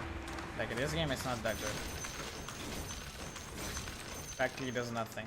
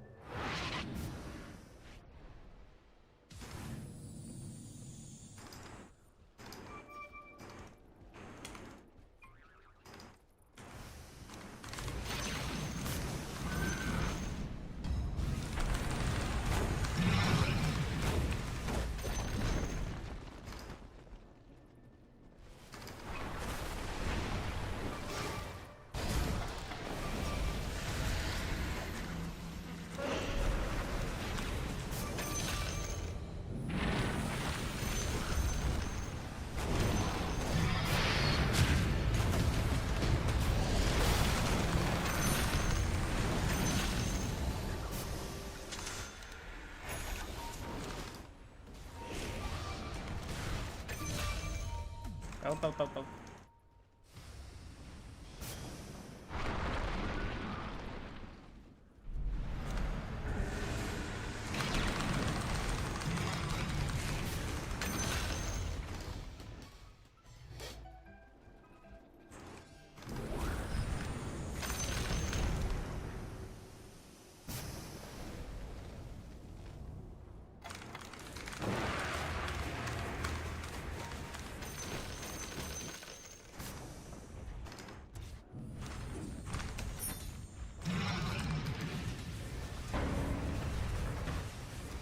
Okay, brother.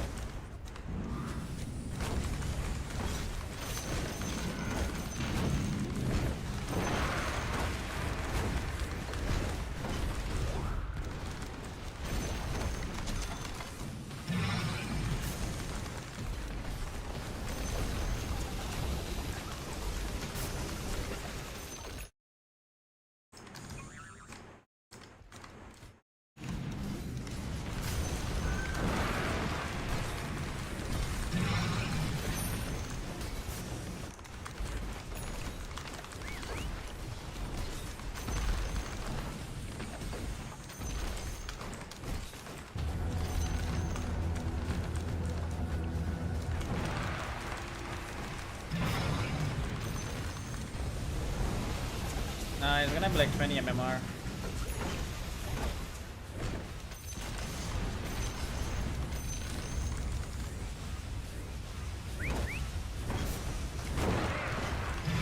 Probably 20 MMR, I think.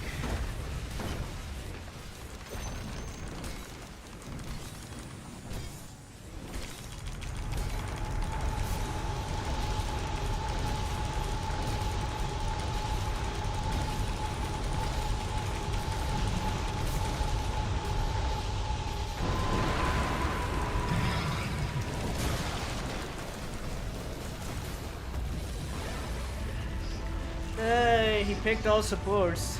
Serves him right. That's so SF is not good because SF doesn't really lack damage. SF lacks survivability.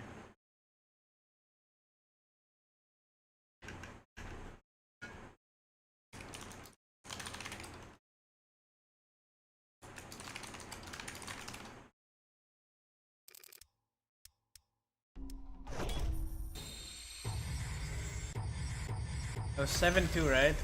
Yeah, exactly 20 points. Should have won this game. Faking Belyatsky, actually.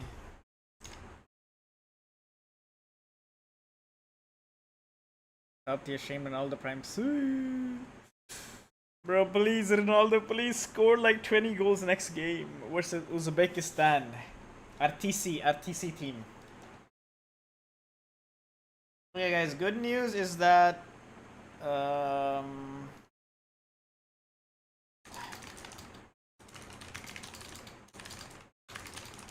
good news is that the guy says we can do the coaching session on stream. Bad news is we have to do something for 20 minutes.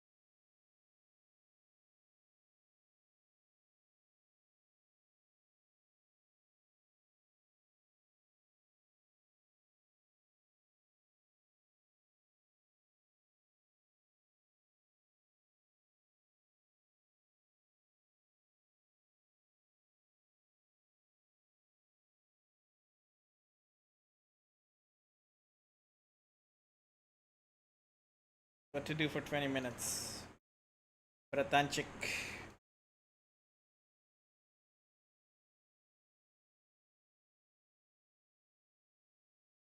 Analyze my own loss. I mean, it's a good idea.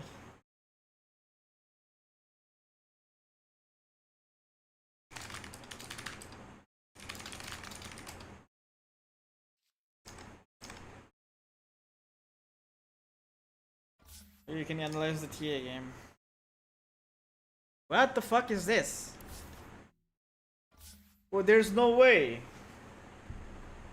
I can't live watch 85 on an MR plus game.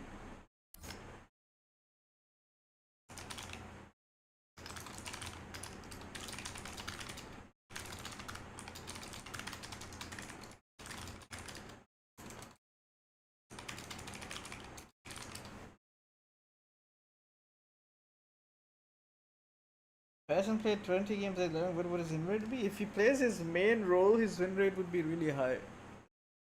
Like maybe 70%, I would say. But if he plays like core, I'm not saying he's a bad core player. I'm saying that the way Immortal Draft works is that there's like really less amount of support players, and there's like a shitload of carry players. Okay, so naturally it's like the biggest reason core players get stuck in like this fucking 2k 1k range is because they don't want to adjust. So half their games are just kind of ruined right off the bat. So if you're like some guy who plays support, you just have an advantage from the start, because enemy team might have like 5 cores while you have a support in your side. So that gives you an advantage. You'll get some free wins, and then you also play as good. So you represent your country for ENC? Not exactly. I'm in the subs. Yavar is playing instead of me on carry. Oh guys, I'm cooked.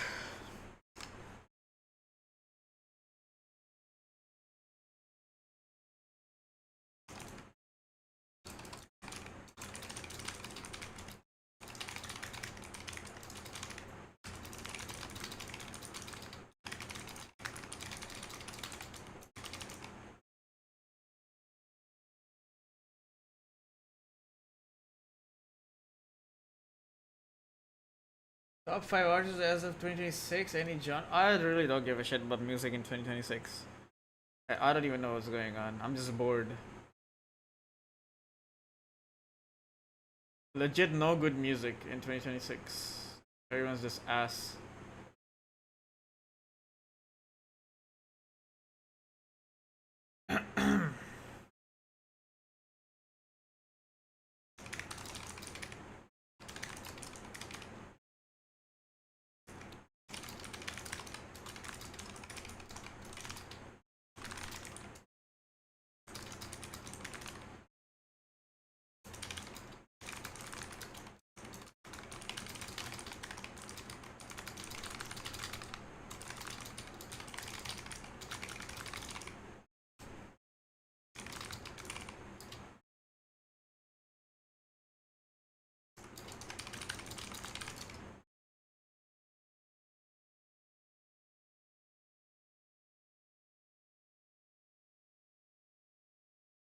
Bro, why did they do this? I can't watch games anymore. Like, what the fuck? Like, I can't watch this guy. Like, legit, they just changed it.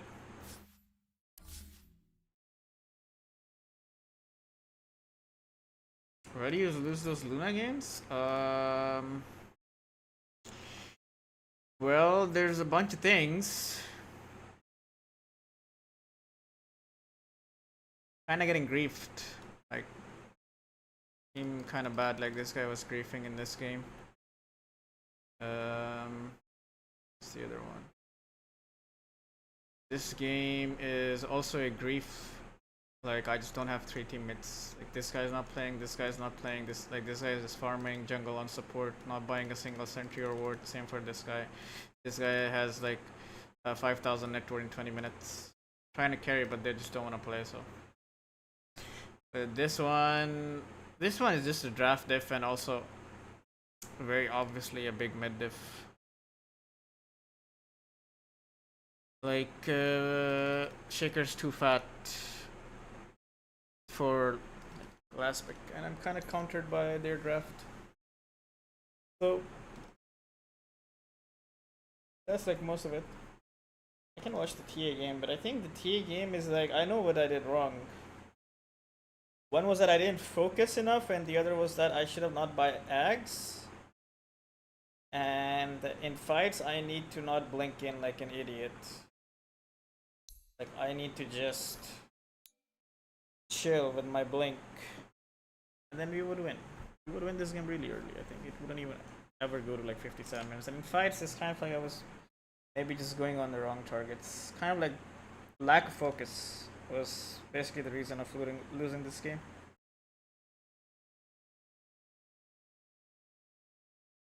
Do you represent your country for ENC? No. I'm substitute.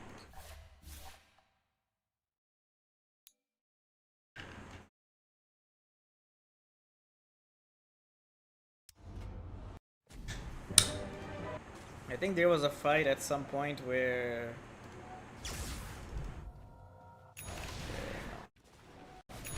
I'm gonna die.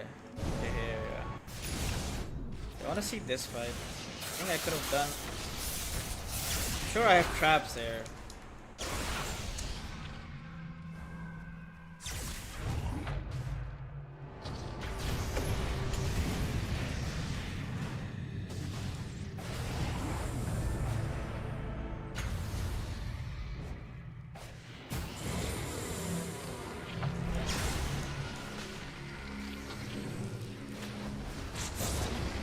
Yeah, I played this fight so far. Yeah. It's like I could save Ember here with my trap, but I have to join this fight as well. But I could have definitely saved him from the chain stun. I get a really good opening on this guy, and he doesn't even realize. Like, I don't know why I blinked out here. I just need to pike this guy into my team, and then he dies. He dies. I don't get RP'd here. And they all died after this, but it's like Ember has to buy, I have to die, and then we can't take Roche. Can't take Roche, we can't take Rax because I'm dead. If I was alive, it's very different.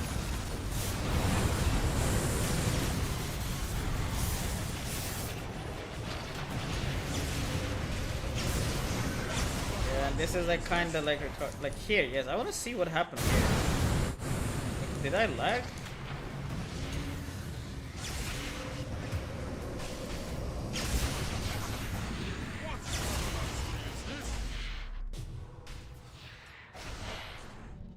I need to see it on stream. Like, I 100% give my hero the command to basically meld, but it didn't work. So what timer is this? 32. Let's see. 32.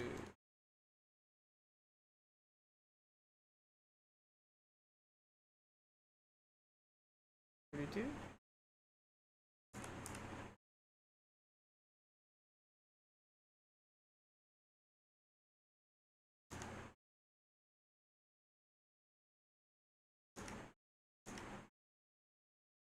See the WOD of the shit. It's like, how did he not get meld there?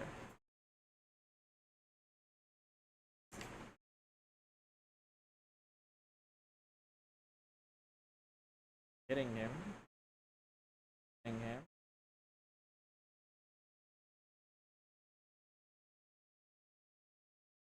I think I didn't lag. I don't know what the fuck happened. Maybe I just pressed my buttons too fast.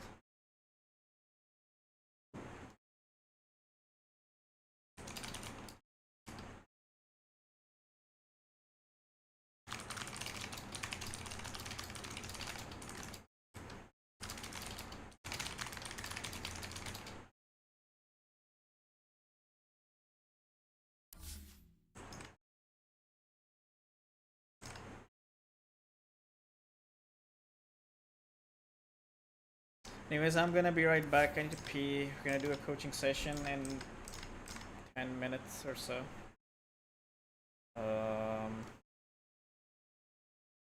Let me change this.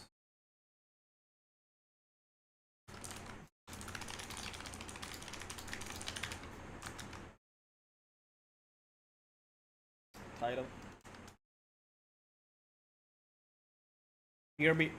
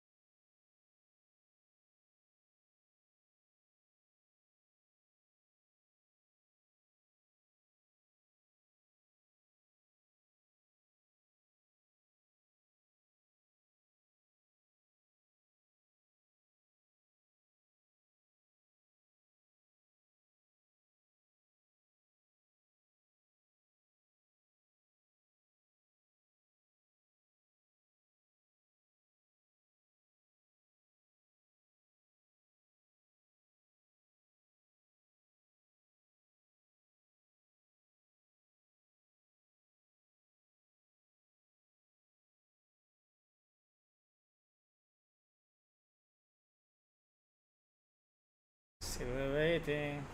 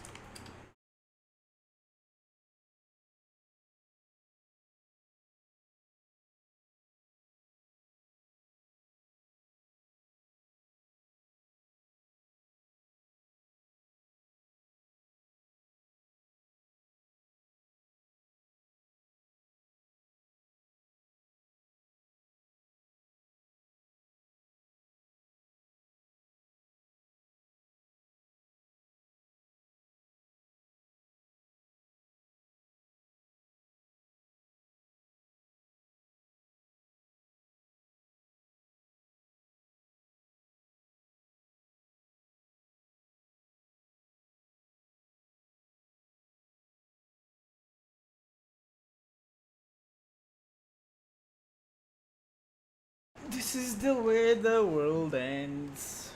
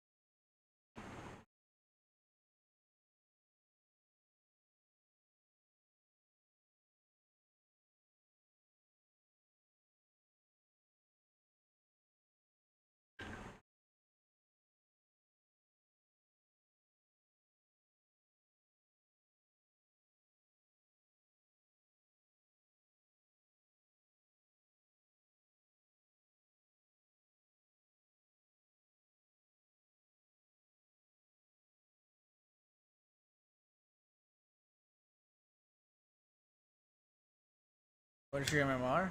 Oh, Dota bot not working. It's 10.6k.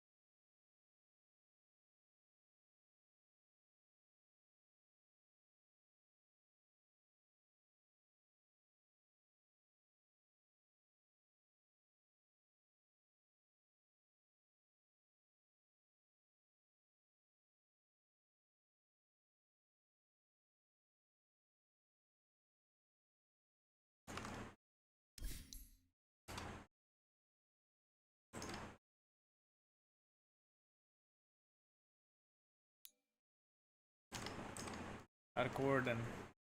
Holy.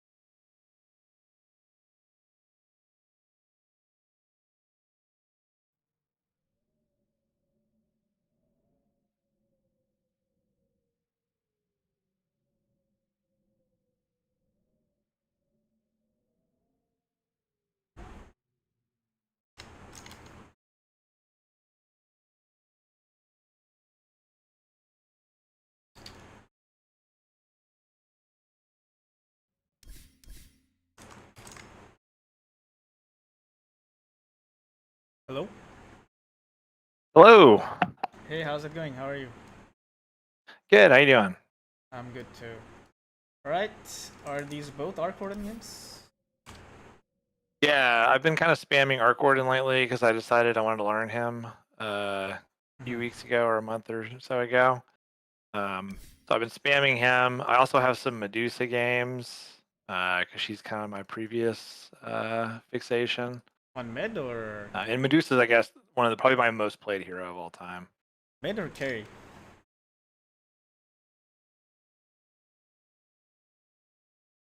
You play Medusa Yeah, I mid? picked that too. Arc.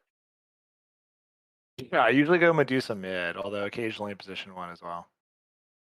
I kind of just prefer mid, I guess. Uh, Medusa mid is kind of griefy, but let me change the server. It's lagging a bit.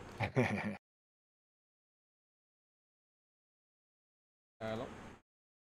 Yeah. Should be better now. Okay. Alright, I'm gonna screen share. You know if you can Okay. see it. If I lag or anything, do let me know. Right.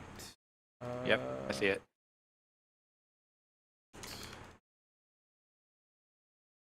Moment.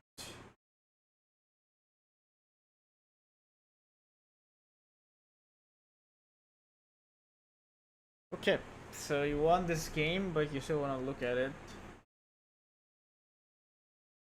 Yeah, I picked one win, one loss, and it's just like my latest couple of games. There was a few more recent ones that, but they were kind of like blowouts, so I wasn't sure how good they were.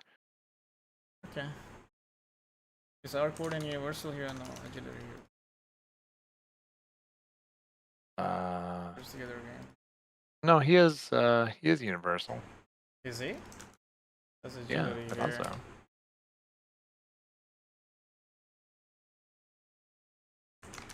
I mean, he's under universal when I go to heroes, for instance. I'm pretty sure he scales with universal. Yeah. My list is updated. What the hell?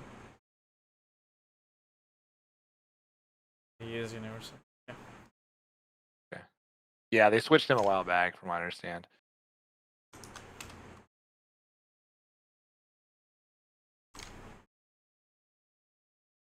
I did play him before, but it was a long time ago when you could. They first introduced him, and you could buy like 4 divine rapiers and do that Yeah. cheesy tactic where you just sit in the fountain. Yeah, that used to happen. All right.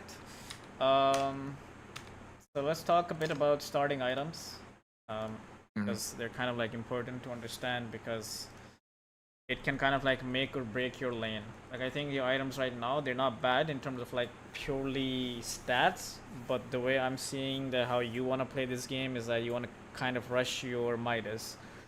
There's like different play styles for Arc Warden. Like the Arc Wardens in my games, like the guys who spam Arc Warden, they buy like goofy stuff like Ags.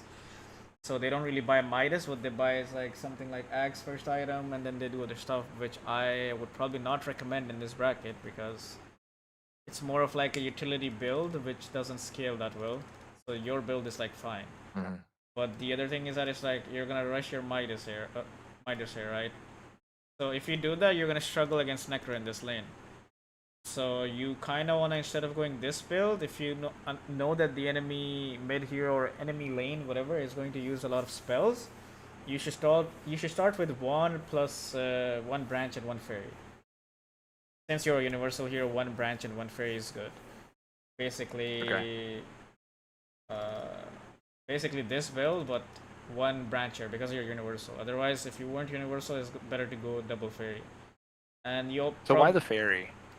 because the fairy gives you 2 damage while the branch gives you only 1. And before you could buy 3 branches, but now they made it 55 gold, so you can't do that. And the fairy also can save you in like some situations.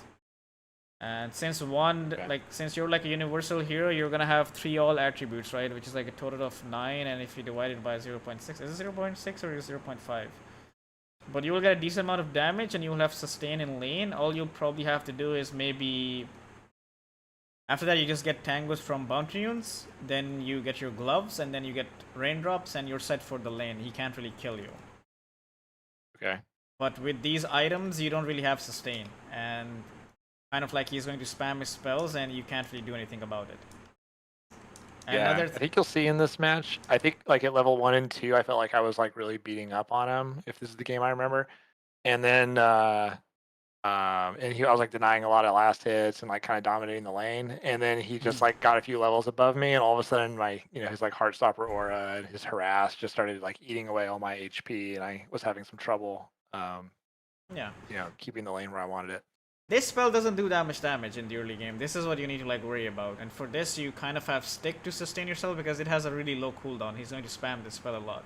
And the other thing is that raindrops also help you versus this type of stuff. And yeah, the other thing I wanted to say was that you should always buy your own ward as a mid laner, unless someone in your team took it. But kind of like in I the think they took it. yeah, in the basically strategy phase, you just buy it instantly. Because I'm not sure what. Did you mean Sentry? Do you mean Sentry and Observer, or no, just Observer? only ops. Only ops. You should Yeah. buy Sentry if you have information. And then another thing which you can kind of do on Arc is you can like get info at the start of the game. Like for example, basically here. So this thing I think has a really long duration, right? 16-second duration. So just before runes, kind of like 16 seconds before rune, you can like put it here. It costs 80 mana, you'll probably get it by the time you lane again. So, but you can kind of use it to like zone them out or just get info so that your teammates don't really just go in and feed like this. It used to be a really long duration back when I used to play Arc. To like 40 seconds or something. It's in the talent tree now. There's a Oh. increased duration. Oh, it's like 30 seconds at 20. How would you take that though? Oh, okay. Let's see. How do you block? It's important if you play mid that you know how to block. Okay. So the way you're blocking right now is a bit hard for you simply because you're doing two things wrong. One is that you have to like kind of like drag your camera, and the other is that you're clicking too far out. So a lot of people don't know this, but this is like a thing inside the game, is that if you click closer to you, your hero will turn faster compared to if you click like further away. Basically the turn rate thingy.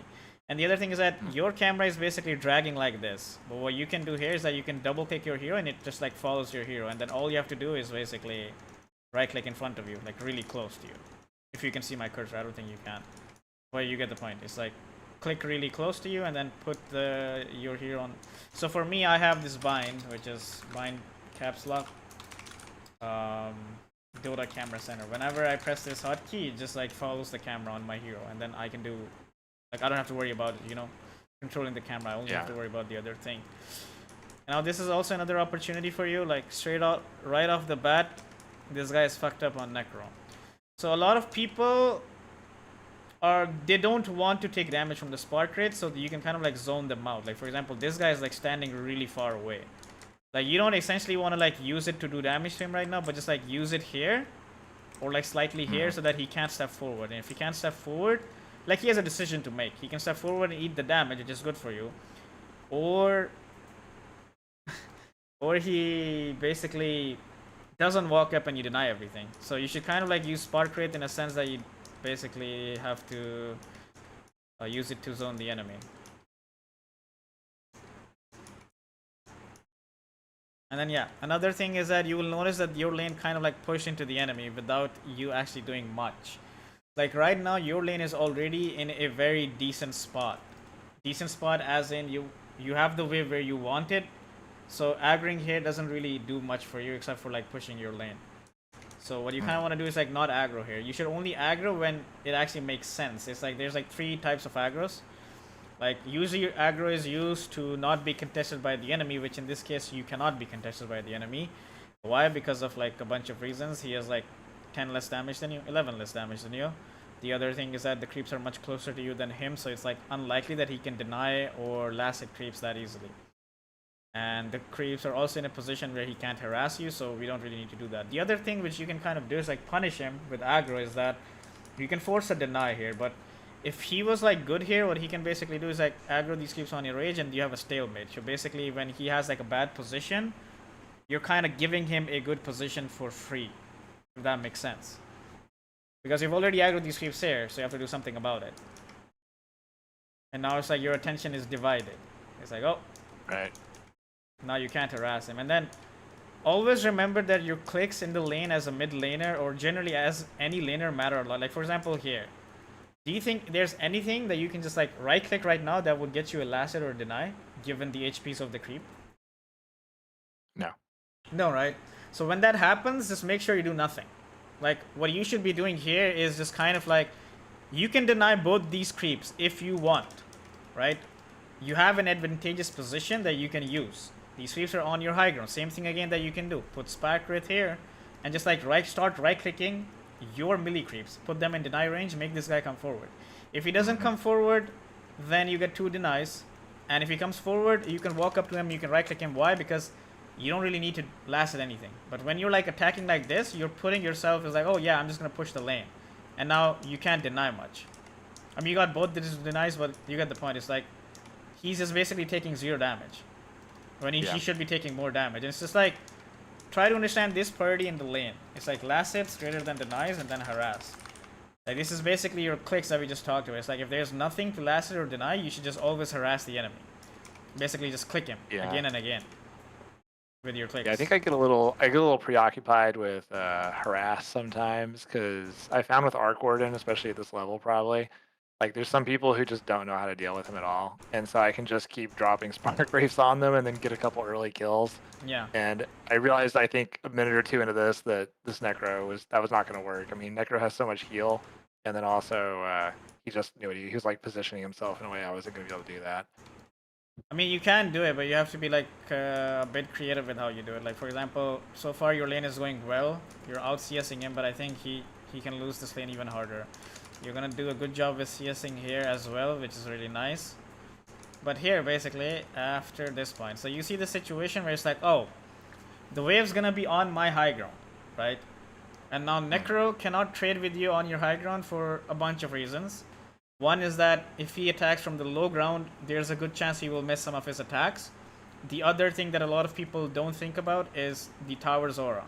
Tower's going to give you HP regen and armor, right? So if you trade with this guy, you're always going to win. Now it's just like, how do you use that trade is what matters. Like for example here, you're going to go right click this guy, which is really nice. Now, if you're like right clicking Necro, where do you think he's going to run? Towards this side of the tower, right? So it's kind of like you have to block his pathway with the Spark Wraith. Like you need to put Spark Wraith here so that you force him to stay here. And then you just keep clicking him.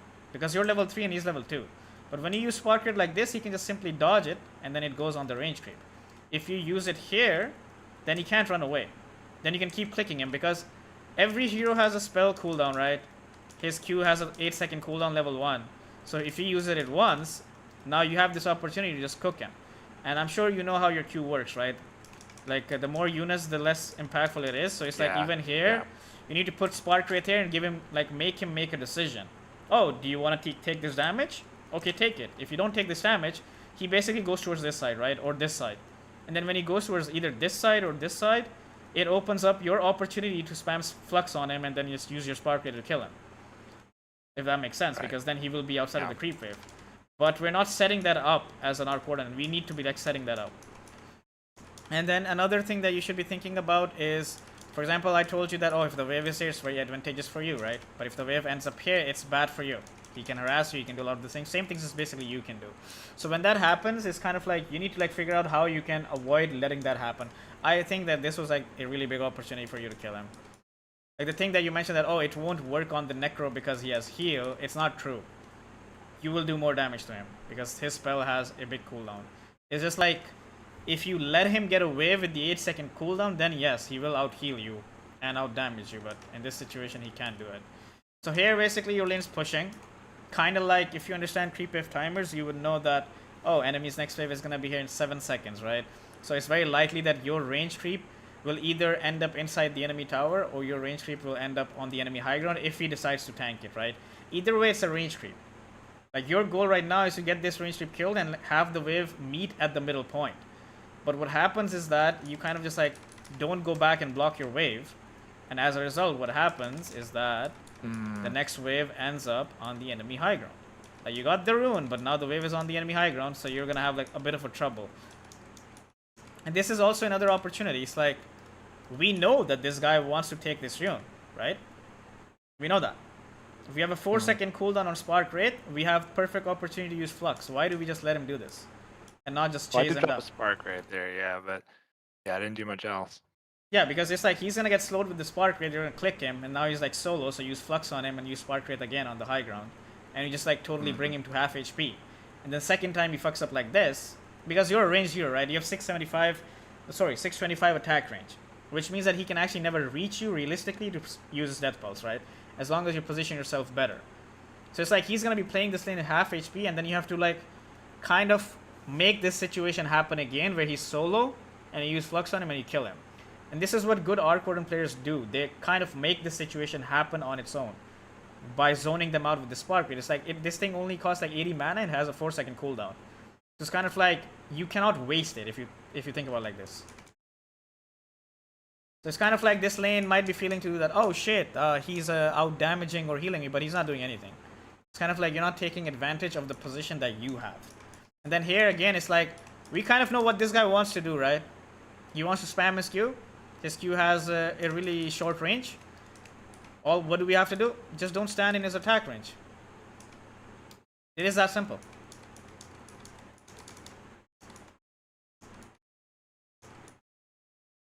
Yeah. If you were against a high MMR player here, you would be dead. The reason why you would be dead is because Necro is a hero that doesn't really need to click you to kill you. All of his damage is spell damage. And if he's allowed to dive you in your tower, he can chase you down and kill you, okay? So he doesn't have the same movement speed as you do, but he's level 4. After basically this wave dies, he will get level 4. And you're already half HP at level 4, he can put 1 point in Ghost Shot, which will slow you. And then he can just dive the tower and kill you because you don't have Fairy Fire, you don't have Wand.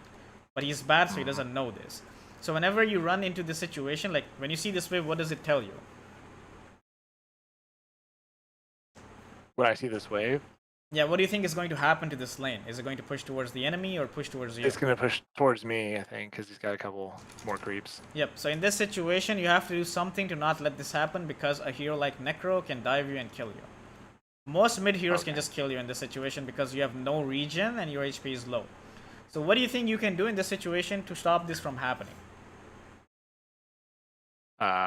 Just start attacking the lane to just keep the equilibrium where it is. So your idea is correct. What you're trying to like think is that, okay, I need to get rid of some of these creeps so that I don't have a double wave inside my tower. But your hero right now is really weak and it will take you a long time to actually get these creeps killed. But you have a way in the lane to get these creeps killed faster, which is you aggro them onto your range and then inside the tower. And by the time these 3 creeps will die, your wave will still be alive. If that makes sense. Gotcha, okay. And then you can get double wave. But here in this situation, he's level 4. If he was good after this creep, and this is like the thing that a lot of people miss, is like even this guy in this situation is like, okay, like a lot of mid players, high rank players, they're thinking to themselves, okay, after I get this creep, I'm gonna hit level 4, right? And then he won't stand here. He will stand here. Why? Because as soon as he gets level 4, he's gonna insta press Ghost Shot on you, and then he's gonna chase you down and he's gonna kill you. And then you will not only die and give him like basically level 6 before you, you will also miss this entire wave. And he will have like a 2-level advantage on you. And when that happens, you will just lose this lane. I mean, I don't even fucking know what he's doing. Is he just watching TikTok? He probably might be. But yeah, it's like we have full mana the whole time. We just don't use Spark Wraith at all. It's just like very big. Like even here, it's like, oh, what does this guy want to do after this? He wants to run back. Put Spark Wraith here. Make him stay in this fucking spot, right? Like this is the setup that I'm talking about. It's like, okay, basically here I can put Spark Wraith here, and he wants this range creep, right? I put Spark Wraith here. He has a decision. He can either go here after the range creep, or he can walk here, right? I put Spark Wraith here, 4-second cooldown is down. I can put 1 here, and then I kill this creep with right clicks, and now he's solo. Then I use Flux on him. Right, and I can also put the 2nd point in Flux right now instead of like taking my W, which really won't really help you in this lane. So you see like how you can set up your Flux with Spark Wraith? Yeah. But we're not doing... What I was thinking in this game, because I am playing a little more like less aggressive than I normally would as far as like spamming my spells on him. Because I feel like a lot of times when I play Necro, I feel like they just out-heal me. And so I was just thinking, like, alright, I'll just kind of play a little more defensively and try to get my last hits, you know? Because just usually I'll drop my rate on him, he seems to heal a lot of. And so I was kind of thinking, like, alright, I'll preserve my mana for, like, an opportunity that I see, you know, that I can, like, drop as much of them, as much on him as I can. But then I got low HP here, so I was just kind of, like, trying to play defensively. Okay, so the way, like, your idea is correct, but also incorrect. It's kind of like you're thinking to yourself that, okay, there's no point of me harassing this guy because he will just heal. Dota is like a game of resources, right? No one has unlimited resources. Every time this guy presses Q, he's gonna lose mana. It's like your spell only costs 80 mana and it does a lot of damage. It's like the opportunity that you're kind of waiting for is never gonna happen if he's full HP. And the other thing is that Dota doesn't work like this. Dota gives you like opportunities in the lane where you will have like a free trade. Basically a trade that is like super favorable for you. Like your odds of winning that trade is like 90%. So Dota will give you those situations, and then if you don't take those situations, you're just griefing yourself. It doesn't work like, oh, there's no point of me trying to do damage to this guy because he will just heal. By this logic, he can just buy salves, right? Everyone can just buy salves and just be on with their day, but that doesn't work like that, right? Like you have to be, like you have to spend gold and stuff. This guy would have to spend gold to get some mana because he doesn't have a stick. He doesn't really get charges from your spark rate, right? And then it's like when you have like a freebie trade, there's no harm in taking it. There's only advantage. It's only advantageous for you. Like if this was like a Husker, I would say, yeah, your idea is fine. Don't play into him, do nothing, and just farm and get what you have. Like I'll show you a situation which is really good. Okay. Okay, look at this situation. How is this guy? Do you not think this is like a free trade for you? Yeah, I mean, I see what you're saying. In retrospect, I think it's because I just had this idea in my head that like he's no matter how many spark rates I drop on him, he's just gonna keep healing. So but you have to change I that was just idea. being super conservative. Yeah, you have to change that idea. Don't think about, oh, he will just like regen or just like he has this and this and that. If you get a freebie trade, take it, where you will never lose it, because here it's like you can put spark rate on him and you can press Q on him right now and he will just lose half his HP right off the bat. It's like he can only heal himself for what? 160 HP, and you're kind of doing like 500 damage in this one instance, so it's like you're out damaging him. So if you like play the game like this, it's like, this is crazy, by the way, what he's doing. And then, okay, from this situation here, basically, here, you're like level 5.5 and this guy is not even level 5, right? This kind of tells you that you're going to get 6 before him, so you can kind of prep for a kill. Like the next wave, if it doesn't get denied, you will probably get 6 off of it.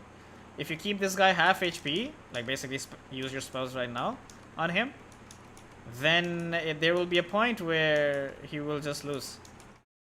He will just die. I mean, see, he's an idiot. If you had this, you're dead.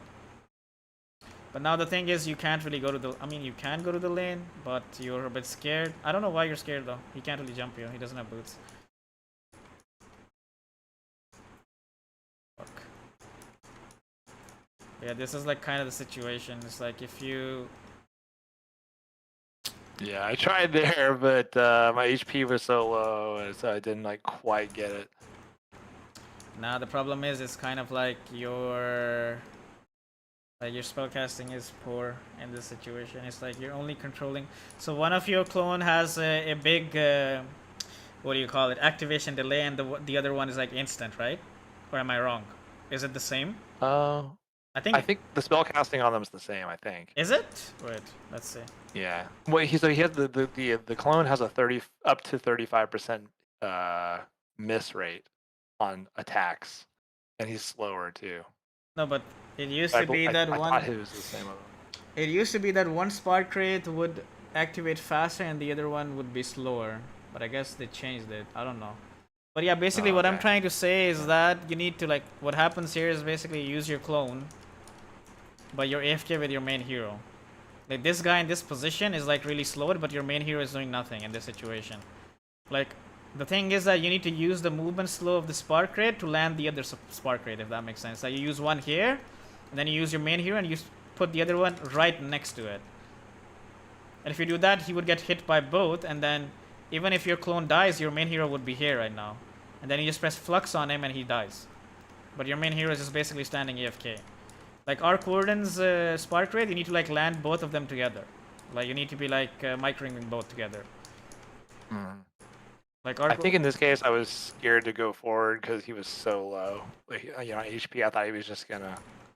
Yeah, but just like just spell cast on me. Yeah, but that's I guess that's just like a bad understanding of how his hero works. Like his Q requires him to be literally on your face, and his ult has like a big cast range, but he's not level 6 right now. Yeah. So we had to like take advantage of that. This is what I meant when I said that you're gonna like you see that he's level 4 and you're 5.5. So he's like really far, like he's at least half a level behind you. So if we like keep thinking about that in that way, we can kind of like tell, or like we can kind of like know that okay, yeah, this guy is gonna get level 6 at this exact point. But yeah, it's kind of like your lane was really free. This guy has been watching TikTok half of the lane. So, and yeah, this TP is really bad. I mean, you're not gonna get punished for it, but it's super bad TP. So when it comes to like rotating to because of the position of their lane, or yeah, when it comes to like rotating as a mid laner, one thing that you have to always make sure of is that when you rotate, it doesn't pressure your tower. Like right now, he has like a full wave, and your tower is already low HP. He doesn't have a siege creep, but he has a creeps advantage over your wave. So if you TP bottom right now, and this is what he sees, okay? He's like, oh, Arc Warden is bottom, guys. Arc Warden is bottom, right? Now he has like a triple range creep. He's gonna push this lane, and now all he has to do is just go here, hit this tower, drag this next wave, keep hitting this tower, and your tower is dead. Simply because you rotated at the wrong time. Like you always have to make sure that the lane is pushed out, and then think about how long is it going to take for the next wave to be pushed into my tower. That's the time duration where you can rotate, and 90% of situations it is not enough time. Especially on heroes like Arc Warden who have no mobility, especially when you don't have boots on your hero. So when you rotate like this, you're just basically griefing yourself. It's like this tower is gonna be like really low HP, it might even die. It's like this guy is legit just watching TikTok and just playing the game. It's like he has to be punished. It's like he's just getting too much. And then we're like kind of like sitting here in a lane where we're not getting much.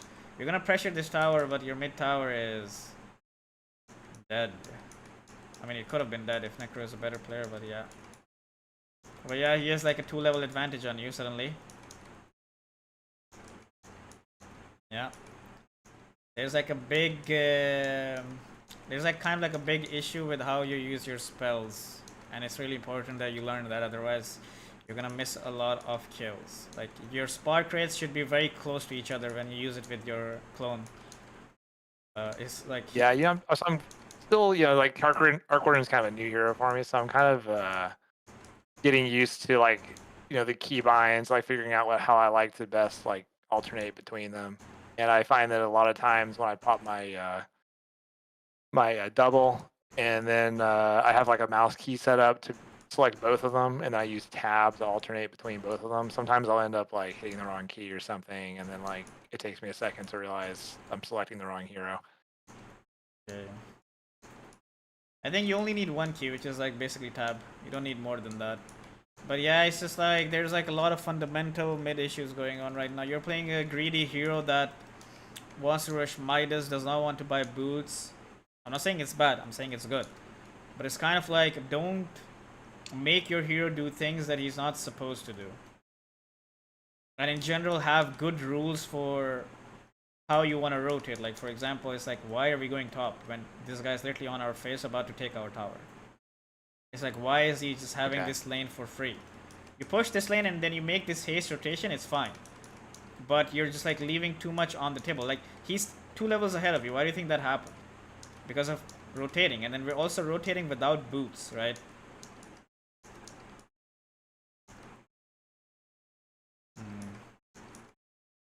And then this hero is all up like the big things about this hero is basically his what do you call it? His slows, his Q slows, his E slows, and you need to kind of like use it. It's like basically be creative with how you're going to use your slows. If you don't use your slows well, then you're just like limiting this hero. Like you can do a lot of things with slows. Like for example, top lane here, if you press Flux on Necro and just like run towards this side, he can't catch you while your illusion is just hitting him. You can just keep kiting him with the slows and then he will just die without you actually needing to die. Mm-hmm. And then yeah, it's kind of also like when you play a greedy hero, just play to farm. Again, same thing. You're kind of like, you feel like, oh, I need to do things on the map, but realistically, you don't need to do anything right now. You don't have your clone, you don't have anything. Okay. Go back and just hit creeps because you, like, mid lane is like, okay, like, is basically like the flow chart that you want to think about is that you're going to push a lane, then you have push lane, then you have decisions that you can make. You can either pressure tower, you can play for rune, you can rotate, or you can farm. These are like the 4 options that you have realistically. So pressuring tower depends a lot on the situation. Are you stronger than the enemy mid laner? Do you feel like if you pressure the tower, you will die? Do you have a siege creep? Like in this case, pressuring the tower when Necro is like on the side lane, and you're like, you have a siege creep and you're pressuring the tower, is good. But let's just say we don't have the option to pressure the tower. Now we think about, is there rune timer? I push the lane, can I take rune? Okay, I can take rune. If there's no rune timer, then you have to think about rotating and farm. Rotation depends a lot on your hero's kit and your capability of mobility in the game. Arc Warden has 0 mobility, okay? Like you don't even have boots, so it's going to take you a long ass time to walk from here to here unless you get a haste, which is very different. It's like you go for rune, you get a haste, you can run top, get a kill, and then TP back. And then you've like lost nothing, basically. But if any of these options don't exist, you always have the option to farm. Like for example, right now we push this lane in, we can't pressure tier 2. We can't take a rune, it's 11 minutes. Rotation is off the table because I don't have my clone, which actually makes my hero like be able to rotate. So the only thing that I have left to do here is farm. And that's what I need to do. But it's kind of like your hero's not going to do anything, and eventually when you do get Tempest, you TP to a lane and like pressure a bit, and that's the end of it.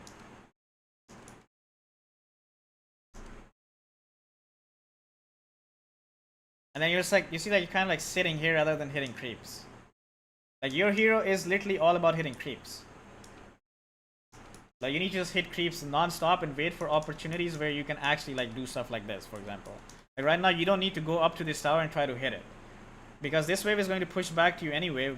Basically where you're like positioning yourself right now, CM can TP in here, she can root you, Spectre can ult on top of it, and you'll just die. Simply because you're standing on the enemy tower. But it's like this wave is going to come back to you. Why do you, like you're at max, you're going to miss 1 creep because the tower is going to kill the rest of them. And then the wave is going to come to you like literally here in a safer position. And during that time, you could possibly hit this camp or hit this camp and not put yourself in a dangerous position. But in this case, that's not happening. And I think the other thing which you're doing wrong is that you need to like max your flux, unless I'm like wrong. I don't think you need to like max your magnetic field. Like early game, your damage is going to come off of your flux and your E.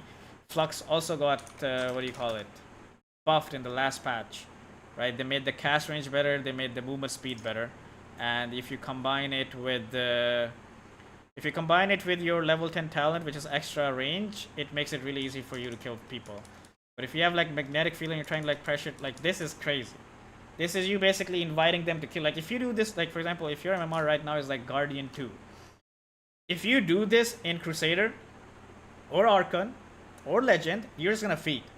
And then that's like precisely the reason why you just drop back to Guardian, because the game is about making better habits. Habits that are like genuinely good. And then when we don't do these things, then we won't die, right? It's like all of these guys are kind of oblivious. They don't see you doing this, but if they like kind of like think about it a bit deeper, they can just kill you. So when you go to high MMR bracket, right, when you climb, let's just say it works there and you take this tower, it actually makes a big difference. You go to a high MMR bracket and you do it again, those guys will be better than these guys. And they will just kill you. And then suddenly it's not good anymore. Right. Yeah, I think I found it's probably just because I'm getting away with it at my MMR, but You know, I was trying to think about just like pushing towers. I think that's because I saw Necro was dead and there was 2 bottom, 2 top, and they were kind of busy. I thought, you know what? The magnetic field. I started maxing magnetic field after Spark Wraith because I found it was really good for farming, like flash farming camps, and then also just for pushing towers. But maybe you're right about the flux. The thing is, When I was using flux, I was having trouble with it because it's like if they're standing in a creep wave, it doesn't really do anything. yeah, but it's like And so realistically, when you have your flux and your E max out, laning phase is over. Like you have to like make these situations happen. Like you have a spell that makes the enemy run around, you know, try to dodge it. So you can force them into a position where flux can actually do stuff. And the thing that you said about like maxing magnetic field is like the idea is fine, but we're actually not even hitting creeps. What we're kind of like doing is basically just running around pressuring towers or like taking fights. Like your hero can farm with just Spark Wraith. You should be using Spark Wraith to like basically farm creeps. And then if you want to pressure towers, don't put your main hero in a risky position. Put your clone in the risky position, because even if the clone dies, it's not that big of a deal. But if the main hero dies, then suddenly it's like a big issue. Like your goal as any mid laner or any like core player is just like meet your timers. And the best way to meet your timers is basically by hitting creeps and just like knowing what you want to do. And another thing about your clone is that you want to use your clone to farm places that your main hero cannot go. Like for example, right now you don't need this clone to farm this camp. You should use this clone to farm this wave that you can't take by yourself. Or you should make it go mid and do that. Or you should make it TP top and do that. Like it should not be right next to you. Because then what's the point of the clone? It's kind of like if I can farm 2 places at the same time, then I'm like limiting my own potential on this hero. It's like both of you guys, both your clone and you are just farming the same thing. It's like this guy needs to farm something else and you need to farm something else. Like send it here. Like you could have basically gotten this way. I always I think it's because I was kind of trying to use him basically to tank damage and use his like free mana pool to like cast magnetic field and stuff like that. And also because in this particular match, I just realized I'm playing with one of my IRL buddies who's position 1 bristleback there, and he was screaming at me on Discord to stop farming so much and rotate and stuff. He did not take his farm in the lane and stuff. So I mean, I think I was getting pressure to not do that. I mean, you should not listen to anyone in your bracket. If this guy was any good, he would not be Guardian. It's funny to me because he's always telling me you farm too much and you don't rotate enough, and then you're just telling me like you're doing too much rotating. You should be farming your Midas. I mean, there's like a balance. Like your hero is not designed to rotate. I mean, he can rotate, but it's like you don't force the rotations to happen. It's like you're overcompensating for something. It's like, okay, yeah, my mid lane is getting like pushed in. I just rotate. That doesn't work. Like for 1 kill, you're giving up tower and map control. It's like. Yeah. But if it's like you go mid and you're just like, let's just say you go mid, you push out the wave, and now it's like, okay, there's no pressure on my tower, they're diving bottom lane, I have a TP, go ahead, TP, kill them, and then come back to the lane. That's basically how the rotations work. It should be like, you shouldn't be losing something to gain something, if that makes sense. Yeah. Okay, I think we also mistakenly bought Hammer instead of Travels. Oh yeah, that was terrible. I know. I thought I was still building my Mjolnir, and yeah, that was just a terrible mistake. Although I ended up going BKB later, so. Yeah, I mean BKB is fine this game, but it's kind of like if you have Travels, and I think next item that I would buy would probably be Pike versus Spectre. Really? Yeah.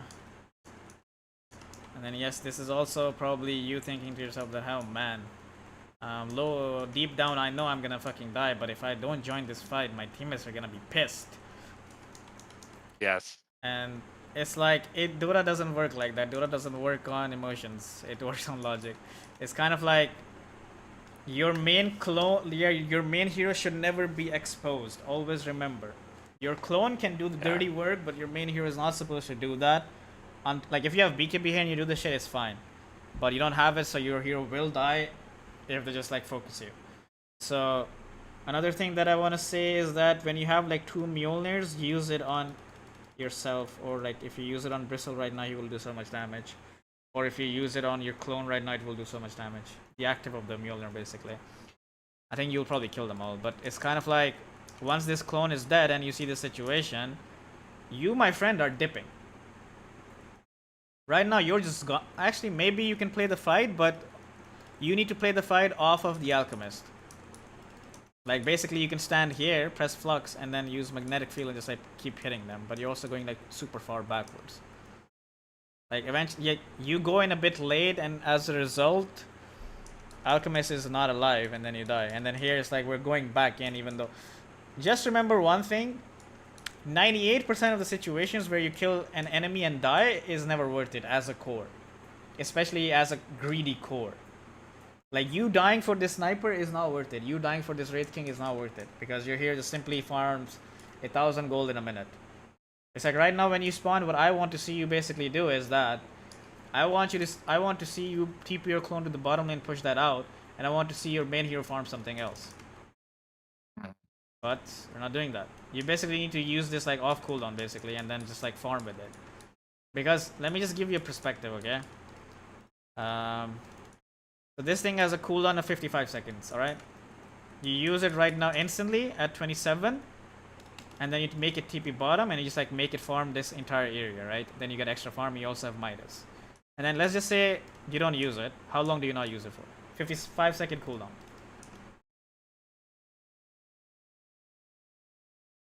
So 25 seconds have passed. Like, even if your like clone is not here, even with your main hero, you can just kill this guy because he's just alone. So essentially, it's like you need to like use this thing off cooldown basically to just like accelerate your farm, because your hero is capable of farming so much that you kind of have no idea. And then the other thing is that you mentioned that, oh, I want to use my clone to basically tank the damage. For that, you basically have to just use Magnetic Field better, or just kite the creeps better. But yeah, it's like this, whenever this thing is not being used, like especially when you have Arcane, you should spam it. Right now it's like 41-second cooldown. But you should use it, make it farm some part of the map, like it's like an illusion doing the dirty work. It's like, you can send it mid to farm, and then I'll give you another really good tip. So, right now you have a TP. You know the next wave is coming. What you should do here, you should press Mjolnir on the first creep here. Why Mjolnir on the first creep? Because the creep will farm the wave for you. Because it's going to get attacked by 4 or 5 units. So the more attacks this unit is going to take, the more Mjolnir procs is going to do. And then you send this guy, you make him TP bottom, and make him farm these waves. And a different perspective would be that, okay, you make your clone, like if you are in a longer lane, let's just say you TP'd here. You make your clone farm the next wave, you make it farm these side camps, and then when your clone is about to die, that's when you use Mjolnir on the first creep to farm the next wave for you. Basically, you can use this to farm. Yeah, Yeah, just like throw it. It's right before he expires. Just throw it on the next creep. You can't use it on this shorter lane because the creep's just gonna die fast. But yeah, I didn't realize you could put it on a creep. Actually, that's a good tip. Yeah, you can kind of just use it on any allied unit.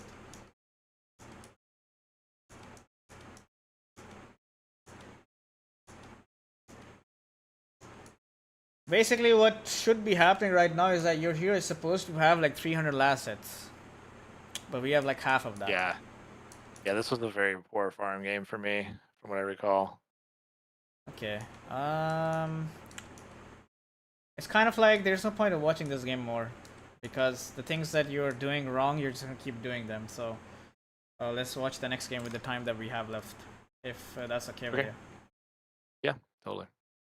Right. Second game.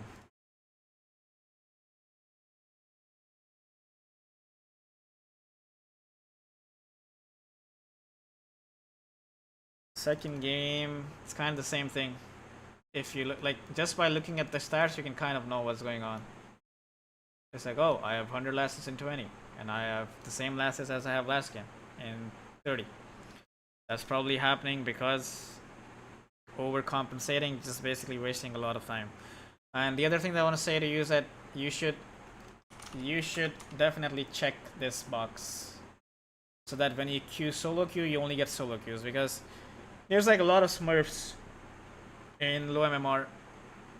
A lot of people smurf in low MMR, and you don't want to be in that situation, I guess. Ah, okay, yeah. The Smurf didn't and realize party that was a queue thing. mostly, not solo queue. Yeah, cool.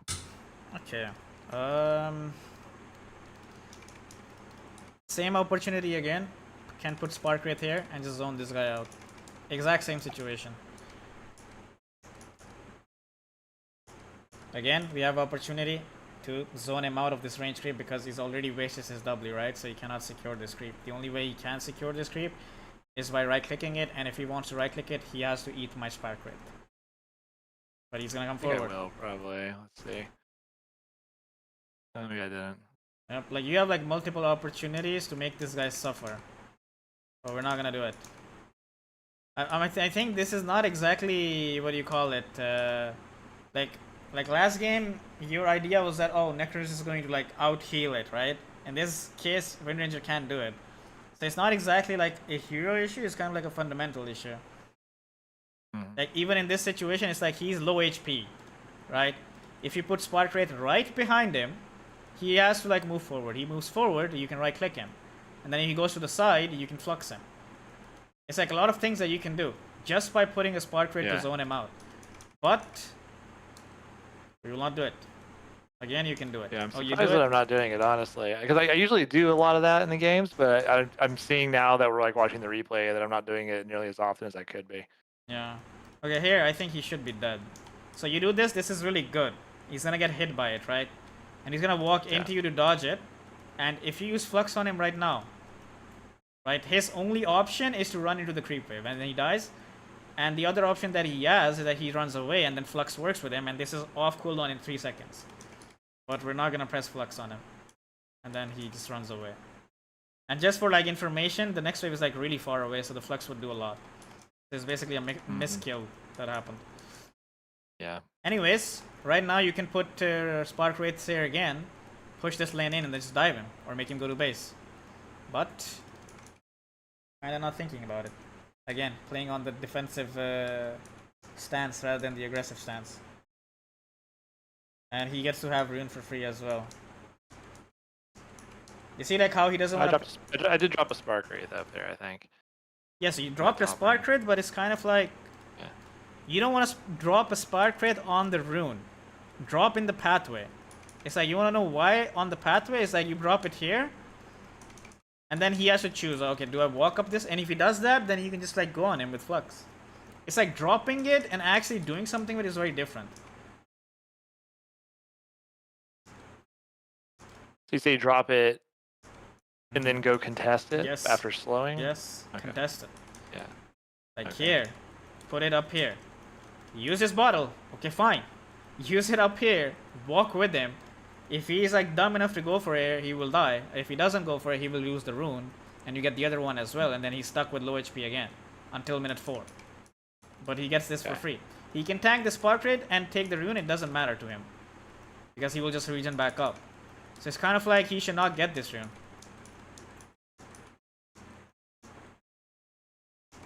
Okay, another situation here. This is the best situation. You use Spark Raid. Don't let him come forward. If you do it here, you will lose the trade because he has a lot of creeps.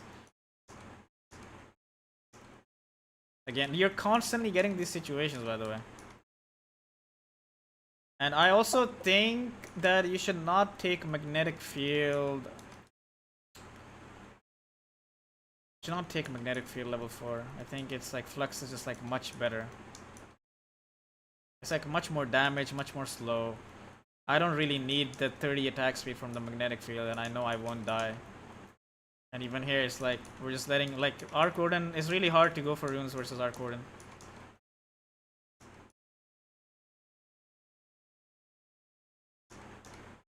Okay. It's like I can nitpick how many like different points where you can use Spark Raid, but I'm not gonna do that because kind of like the same thing. Like you could use it here as well. It's like this guy should not be allowed to just do this. Like your hero's kit is very dependent upon single target, and you have to like think of situations where you can force them to be single target.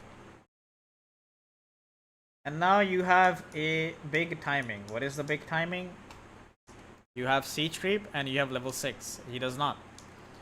So you can use this timing 1 to get rune, 2 to pressure him away from the tower, and then you pressure the tower with the siege creep and your illusion, and then you can basically put this tower into half HP.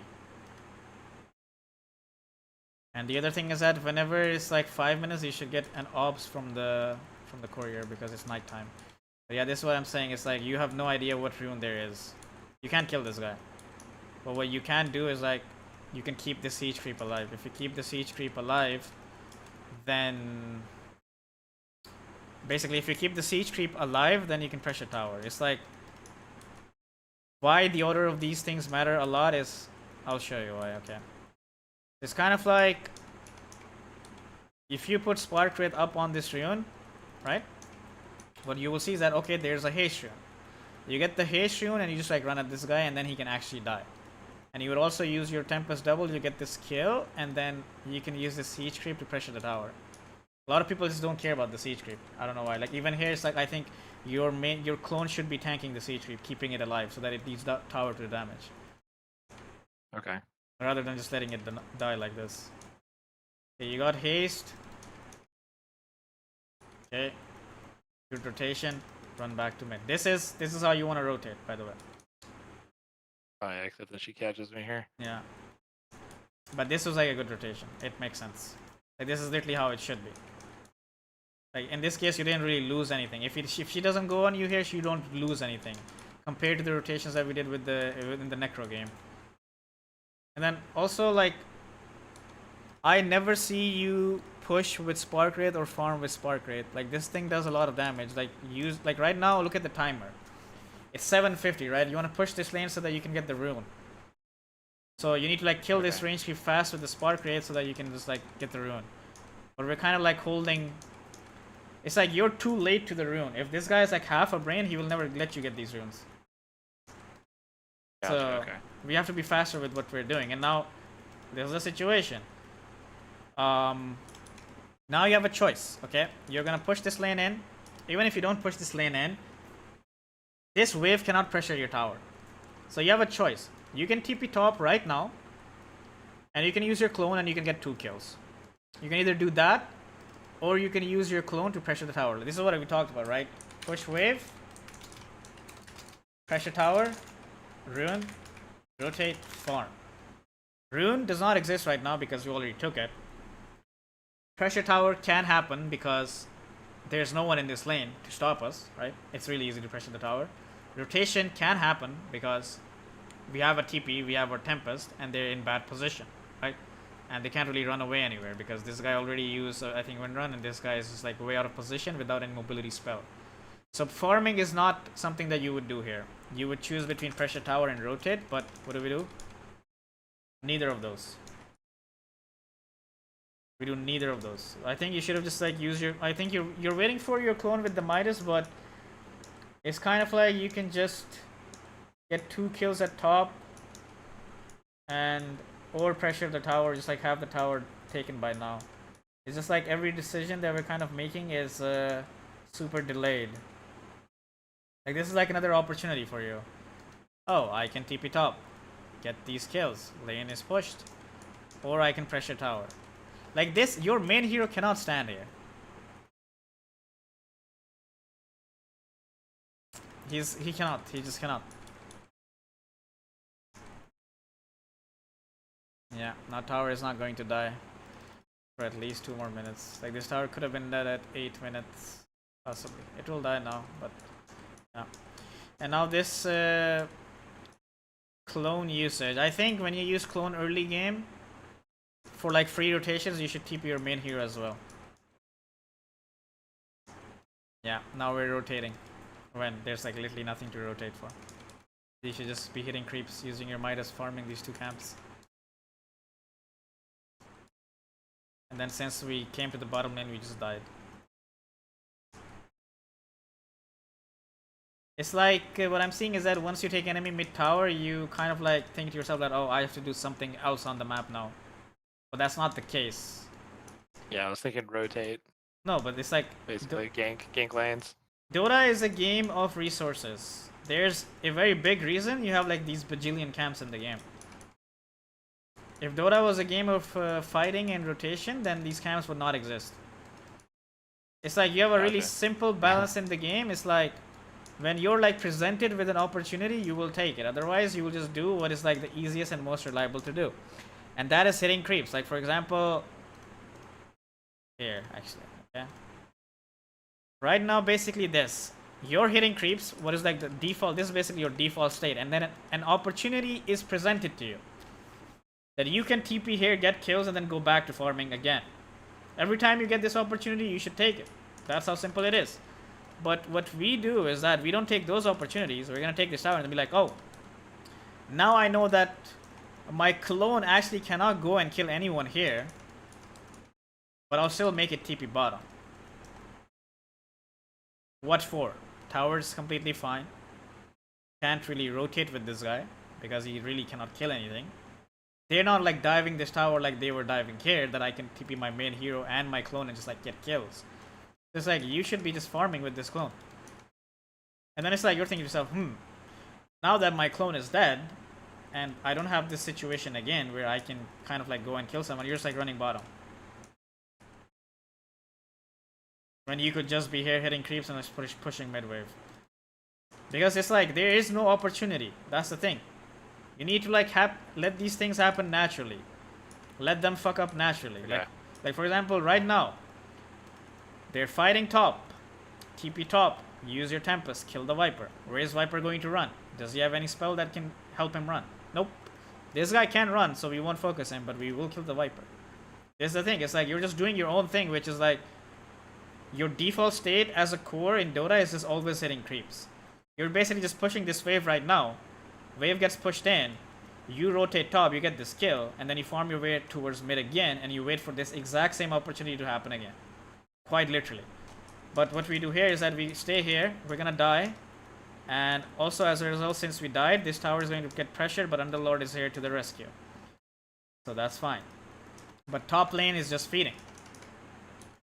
So now let's see what we do again. We have to do the default thing, which is farm. But we're trying to kill a hero that we can't kill. It's 30 seconds basically, didn't farm anything. It's kind of like your hero is capable of getting like Maelstrom and Midas by like 14-15 minutes. Like you see how the map is just like the game is just falling apart. Like if I have to like give you a perspective, it's like, okay, let's just go back to this point. Like this is how I would approach the game. I see this thing happening top right about now. I know that my hero has TP and my hero has a clone, and it's like a really big power spike. Yeah. So when I see this happen, I'm gonna TP top, I'm gonna kill this Viper, and then if Wind Ranger fucks up, which she has, I will kill Wind Ranger as well because she doesn't have Wind Ranger. I'm gonna kill these two guys, then I'm gonna farm my way towards mid. And then I'm gonna keep farming mid, and I will keep farming mid, wait for opportunity. I will see what's going on. If Wind Ranger is just like sitting mid, instead of like rotating, I will just push the lane and then farm side camps. If she's just like rotating, then I will see whether I can punish their rotation like I can punish this one, or I'll take the tower. After the tower is dead, I do the same exact thing again. I go back here and farm, okay? Now you're gonna watch yourself pressure this tower, right? It's a bit delayed. We didn't rotate, we didn't take this tower in time. And then eventually what happens again is that you're supposed to just stay here and farm, right? That's like what ideally should be happening. So if you do that, then that means that you would not be on the bottom lane right now. You would not be bot. You would basically be pushing mid and farming here. And if you're doing that, then when the enemy actually, like first thing is that your Underlord would play bottom area, or your Spectre would play bottom area. Someone would do something. It's not your job to be here, and you would be like taking care of the mid lane. And when that happens, and when they make this same move top, you TP in again. You TP in again, you punish them again. When that happens, it's like, okay, I'm just getting giga farm and they're just feeding. And then essentially what happens is that since we're not doing these things, and they just like keep killing SF and Spectre, eventually they take our top tower, right? They take our top tower. And now the map is closing in on us, and we're kind of like feeling pressure. But if we did these things that the way they're supposed to be done, then you'll never be in this situation. It's like they can't be running like this, and they can't be doing all of these things that they're doing. Yeah, I see what you're saying. So you have like rules to play the game. The rules are like pretty simple. I think like for the laning part, it's like I can't exactly give you rules. It's just very specific that you're playing Arc Warden. But for the rotation part and like the default things, you have like a basically flow chart and like rules that you cannot rotate to a side lane if your lane is not pushed into the enemy. You should not rotate. Like you should wait for a good like your hero isn't an initiator. If you were playing something like a Puck, Storm, Ember or something, and then you see that, oh, this guy's like really low HP, I can just go coil him, chains him, and then kill him. It's a much different scenario. But it's like your job, like default state of every core, whether that's offlane, mid, anything, is always to hit creeps. You basically add things to this. Adding things could be, oh, they're diving top, let's just TP kill them, then go back to mid lane. Oh, I have an opportunity to pressure that tower, I'll do that. Oh, I just got a haste rune, go rotate. Apart from that, if there's no opportunities, feel free to just hit creeps. Yeah, it's funny because like I always feel like I should be farming more, but I feel like my team is always heavily pressuring me and like flaming me that I'm like not rotating enough. I'm spending too long farming and stuff like that. So it's interesting. You're kind of like confirming what I kind of already was suspecting a little bit, but I don't know. I guess I just get like persuaded sometimes in these games because my whole team's like ganging up on me that, you know, why aren't you rotating? Why aren't you doing these things? So I'm like, oh, yeah, I mean, I gotta farm, you know. You should mute them, but the thing is, like, your team is a bit justified in flaming you as well, because it's kind of like, in your mind, you going from mid to here, or like pressuring that tower is your way of like rotating or impacting the map. But instead, it's like you're missing the rotations that they're doing on top. You're missing the kills on top. It's like you need to farm, yes. Yeah, I think I just didn't see that one for some reason. It's like you need to be farming, but when the opportunity arrives where you get an opportunity to gank the lane, not gank the lane, it's like counter them, you should be doing that. If you only hit creeps and not countered that, then your team's just like justified in flaming you. And the other thing is that in your mind, it's like we have walked bottom, we're standing here, but it's like top lane is just dying and bottom lane nothing's happening. So this is not a rotation, this is just like wasting time again. That going top and killing the enemies is where it actually matters. So yeah, that's what I basically want you to do. It's like your timers are gonna be better if you do that. And laning wise, there's like a lot of things, obviously. A lot of like pressure points that you're kind of like missing. But yeah, like the base case is like basically you have rules that you have to follow. Otherwise, the game's just gonna be all over the place.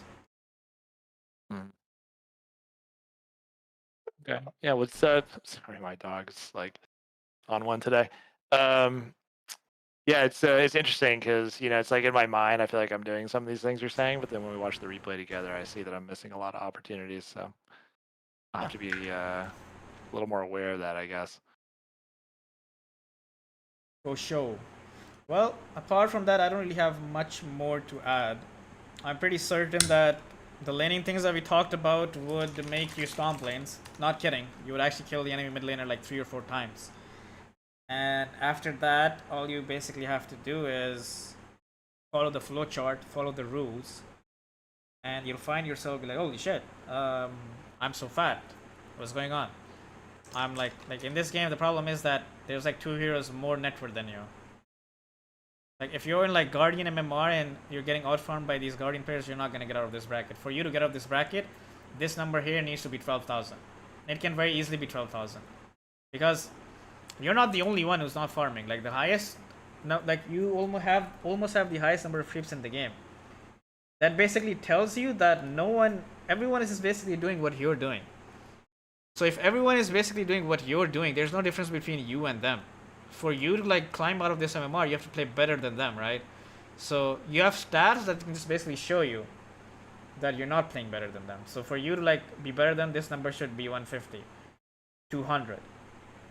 And I mean, as bad as it sounds, let's just say if I just only tell you to hit creeps, right? Not even like go rotate top in those situations, I think you would still have a better chance of winning than you are playing like playing basically right now. That's just how it works. Okay.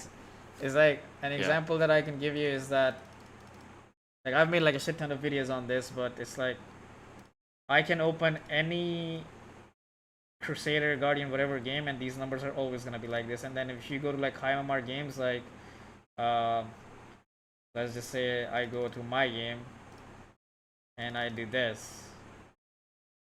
It's 217 compared to this SF100, and Tiny, who's having a bad game, has 150, and a Melina has 140. It's like I can like open this game, 257. This guy is 137. This guy is 182. So it's like in low MMR, people never utilize resources. They just keep fighting like complete idiots the entire game. Like that's what they think Dota is, but it's not. Yeah. It's literally not. I got a question for you. So there are some replays I could have picked out for you where I think I did a better job of farming. I was like a good like 10, 20,000 gold at the end of the game above everybody else. But I don't know what it is with Arc Warden. Maybe it's because I'm just learning him. But I don't feel like I don't feel like Arc Warden can like solo carry a game. Like if you don't have a position 1 who's playing well. No, that's the wrong idea. You are the position 1. That's what like your identity of the hero is incorrect. Your hero is the position 1. Like there are like certain mid heroes that are the position 1 of the game. My game crashed, but basically heroes like Tinker, Arc Warden. There's a reason people don't like Arc Warden mid, because he's a greedy mid hero. You basically are the pause 1. Your entire itemization is going to be the pause 1, and then all you have to do is just like use that. You don't need a carry to win the game with this hero, because the thing you also mentioned that I could have picked better replays that have where I have like 10,000 more gold than everyone else at the end of the game. You specified that. Yeah. At the end of the game does not fucking matter, because your hero will obviously have the highest amount of farm at the end of the game simply because of how your hero works. But it's like this is the point where you need to be like super fat, and this is the point. It's like basically the logic is that if the game doesn't go to like 60-70 minutes, I'm not gonna be 10,000 gold ahead of the enemies. But if the game ends at 30 minutes, I'm the same net worth as them, which should not be happening. It's like the numbers that you have to kind of aim for is that at 20 minutes you should have at least 11,000 net worth, which already puts you 1,000 gold above Necro. And then as your hero gets stronger, as your Midas just like amps up, you will naturally have more farming capability and you will naturally have more net worth, right? So at 30 minutes, instead of having 15k net worth, you would have 20,000. When you have 20,000 at 30 minutes, then you have 6,000 more gold than the Necro. How will you lose the game? And you have like 8,000 more than the Spectre. It's like at this point, we do have 10,000 gold more than them, and then eventually we will win. But it's like, what if the enemy doesn't allow that to happen? It's like Dota is a gradual game. It's not about what happens here. It's about what happens in these 20 minutes, which will kind of decide how your game is going to go. So those numbers should be early on. It's like not later on. It's like basically, just to like give you an idea, it's like if I open this game, I have 12k, almost 12k at 20 minutes, 230 last, and it will like stay like this throughout the game. I have like more than 10 lasses per minute, and the net worth is just like staying, and it will keep staying, and it will keep amping up. It will not go lower than that. So it's like the better your early game start is, the better you're going to do. Like for example, it's like, let's look at your numbers in a sense that, oh, we have this, the number that you have at 30 is the number that you need to have at 20. So you're basically 10 minutes behind in the game. So eventually what happens is that at 1 hour and 10 minutes, you do eventually catch up to the numbers. Not exactly, actually. It's like 70 minutes, you have 528. But your hero is like capable of farming 20 creeps a minute. It's like you are slowly catching up. But you know why that's happening? Because at some point you probably realize that, oh, I should use my clone to like push lanes, and I should have hit creeps more. But it just happens too late, if that makes sense. And on this hero, you should also think about buying items. Like you do buy Hex, but you should think about Silver Edge a lot. Like particularly Silver Edge would help you. Like you can send your clone in lanes with TP and then just like Silver Edge, Hex, Bloodthorn some people and just like kill them. There's a reason why you probably think that okay, I can't solo carry these games. It's because like usually because of item build and approach towards zero. But yeah, it's like you need to like amp up these numbers. This is the number that you should have here. This is the number that you should have around here. Like unless you Oh, play. you're not sharing your screen anymore. I'm sorry. Oh, since when? Just shit. a minute, I guess. Yeah. After your game Yeah. crashed. So yeah, okay. To give you like a perspective, this is some random guy, some random 7 MMR player playing Arcor. So I'm just seeing. I don't think click I'm seeing your Dota. You should click on the cat. You will see a third screen. Oh, there we go. Okay. Yep. This is like a random replay that I just pulled from Dota Pro Tracker, right? This guy's like 7,000 MMR. He spams Arcor. Okay. So he has 60 last hits in 10 minutes. And then when we go to like 20, like his maelstrom timing is 12. He doesn't really have a lot of kills, but you get the idea. It's like, and he also buys like wand and shit that we talked about. And then 20 minutes, he has around 190. Look at his net worth. Then 30 minutes, he's jacked. I told you that you should have 20,000. This guy has 25,000. So this is what this hero is capable of. And the thing about certain heroes is that certain heroes have advantages. Like Luna, Sven, Arcor, and these heroes have their strength is that they farm really fast. And if they don't have net worth on it, they're really useless. So if you're playing this hero in a manner where he doesn't have farm, then you're just basically playing this hero at its 50% potential. But yeah, that's basically all from my side. If you have any questions, you can ask. If not, then we can call it.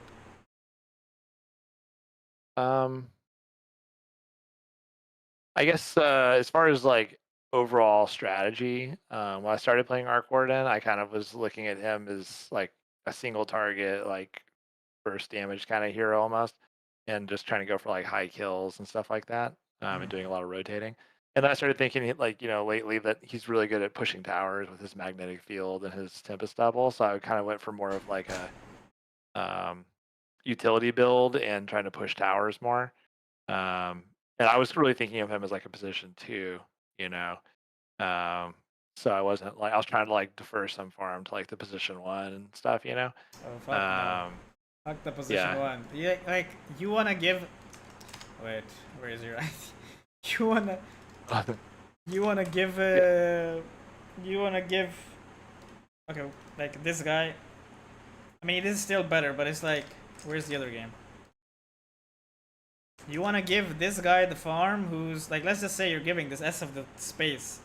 He ends up with like 3 more lasses than you. You want to give him farm. You don't want to give him farm. It's like the thing is the map has like so much farm. It's like everyone can have farm. It's not like you have to choose that who gets the farm. Everyone can have it. It's like if you have 100 and this guy has 100 and this guy is also 100, this guy is also close to 100, this guy's like super off, but this guy's also like, if everyone's close to 100, that just means that you're all farming the same amount. It's like the game has a lot of resources. There's a shit ton of camps. Everyone can have 200 assets in the game if they want, but people just don't hit creeps.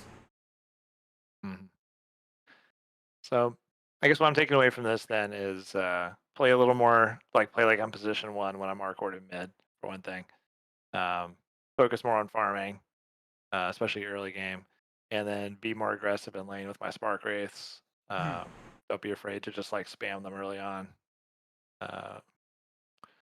And I guess be a little more aware of like opportunities to rotate quickly when there's to gank a lane. Yeah. That's like important because pause 1 heroes usually don't do that. But your hero kind of has like an ability to do that. Your hero has a timer to do that. So you can do it. Like for example, if I play Shadow Fiend carry, then I would actively gate and be in a lot of fights. Some pause 1 heroes just have that ability. Arc Warden is kind of like one of them. Like Arc Warden was for a really long time a pause 1 hero as well. People used to play him pause 1. Yeah. He's originally a mid hero, but he has been played on pause 1 a lot. Well, I guess I like greedy mids because I also like to play Medusa mid. Do you rotate with I Medusa? do. When I play mid. What? Do you rotate with Medusa mid?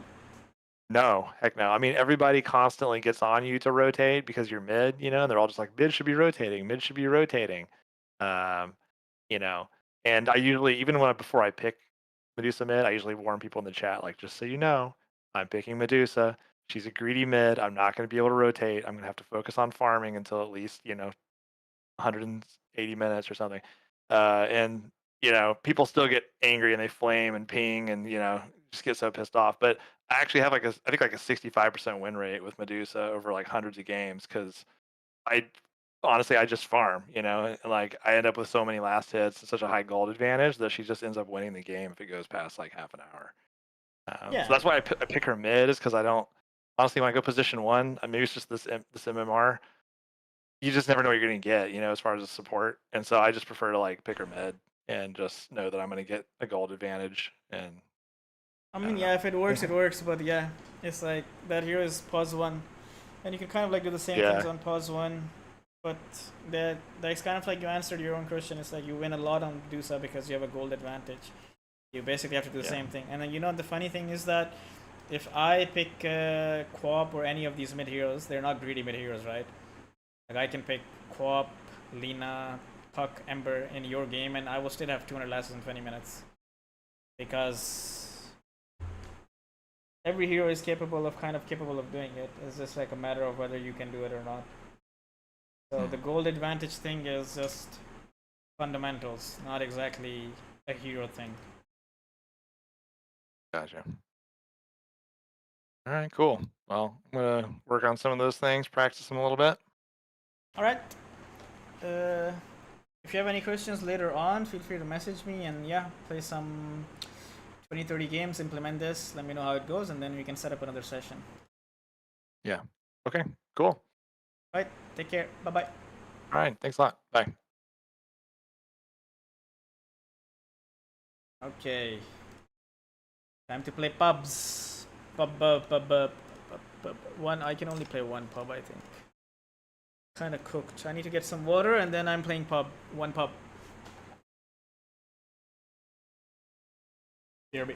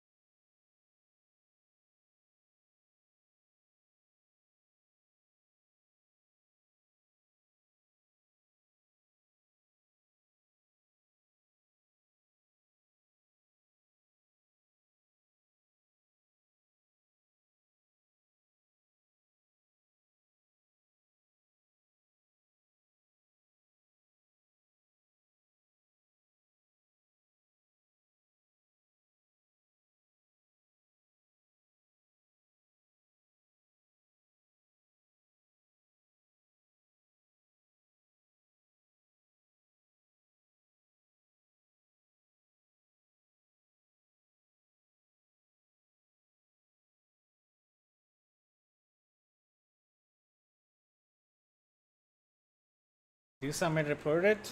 For real.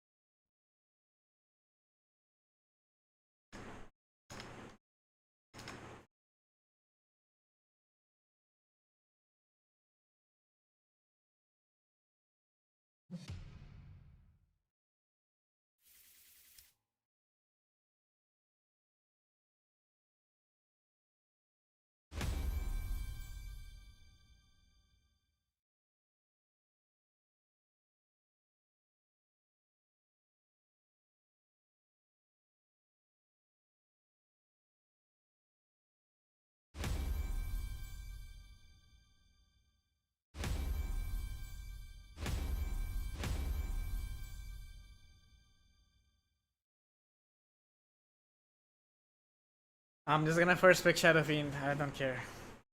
You pick 2 carries when there's just like 0 carry players in the pool. There's literally 2 carry players in the pool.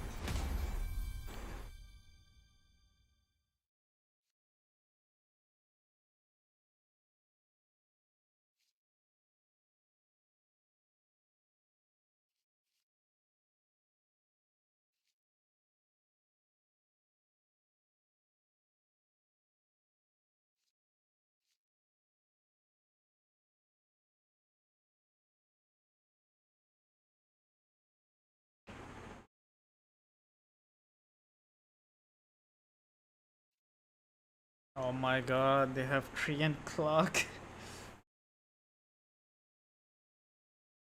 Is there a reason you don't play Europe West? I do play Europe West. Is this for stream snipers?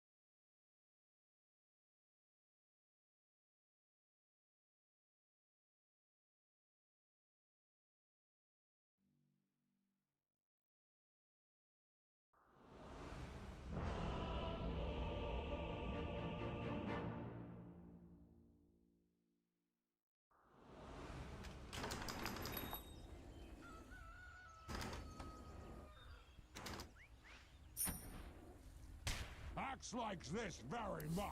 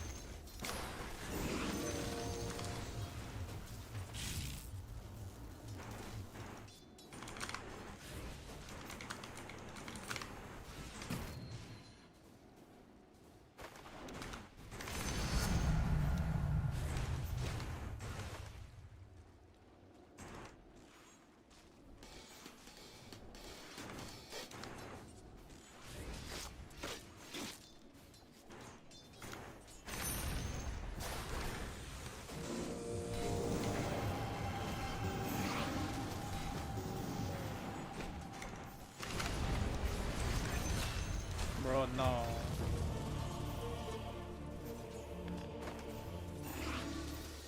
I should have gotten first blood. Lucky.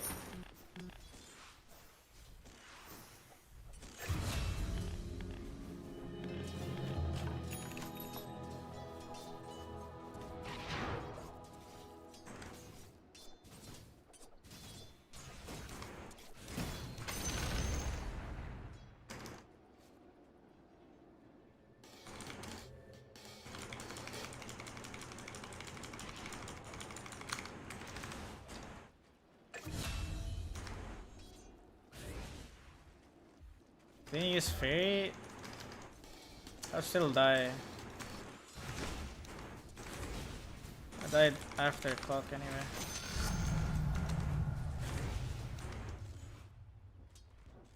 He will die if he does this shit again.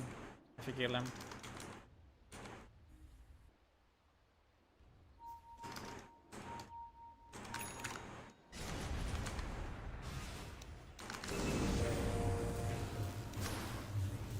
This is like insane.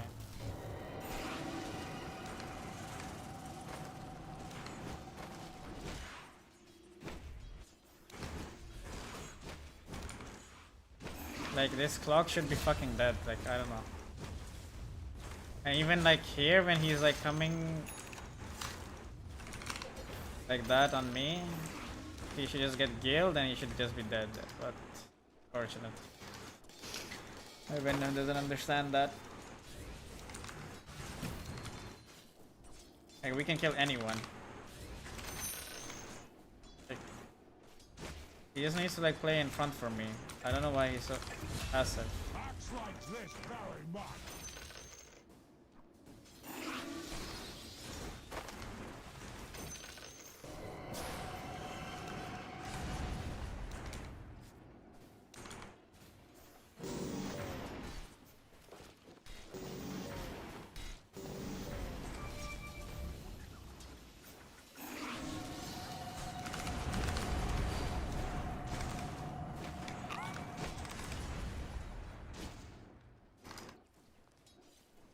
A bit tilted.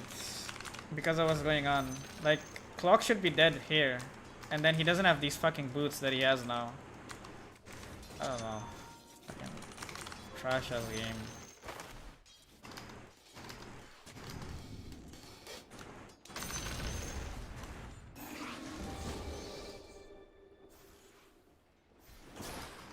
I have to play this fuck ass lane like this. It's fucking crazy.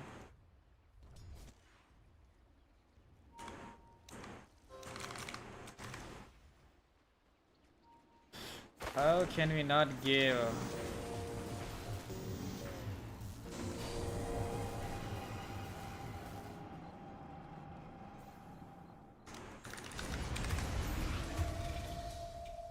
What can you do?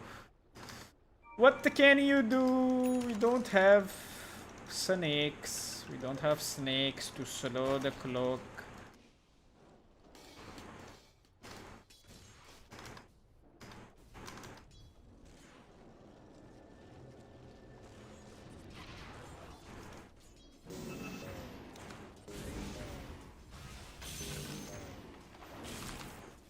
Entire lane is just so fucking trash.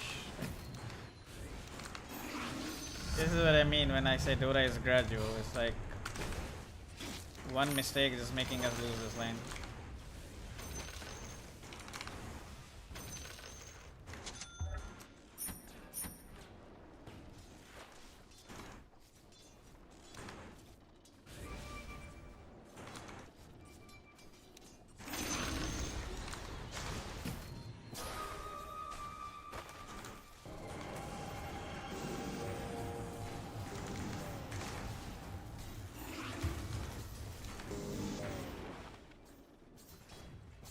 Where is the reload?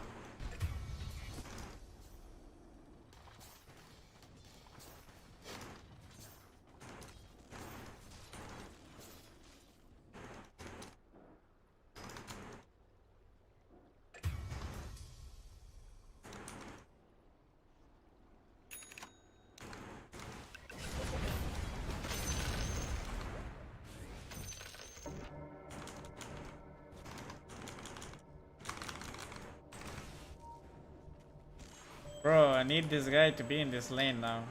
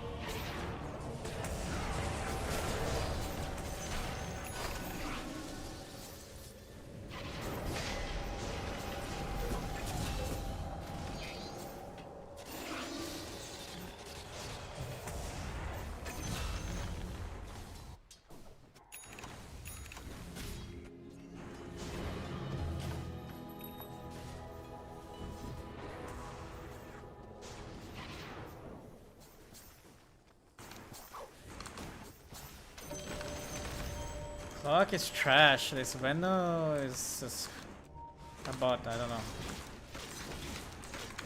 This is. I think we should be owning this lane.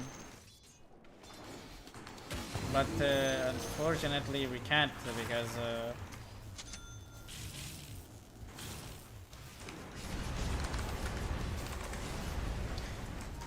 man, I just hate this fucking game. Like this guy can fucking do this and live.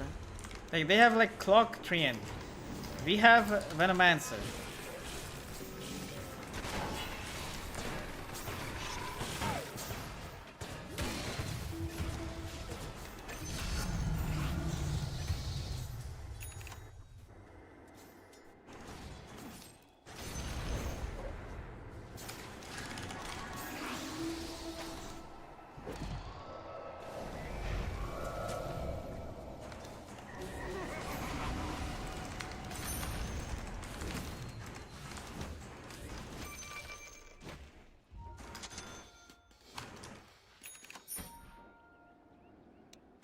Obviously, so like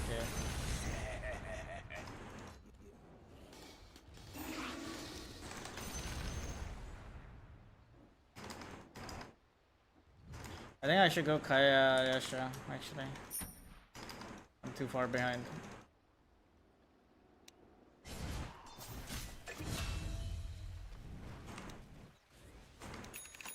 We're unstuck.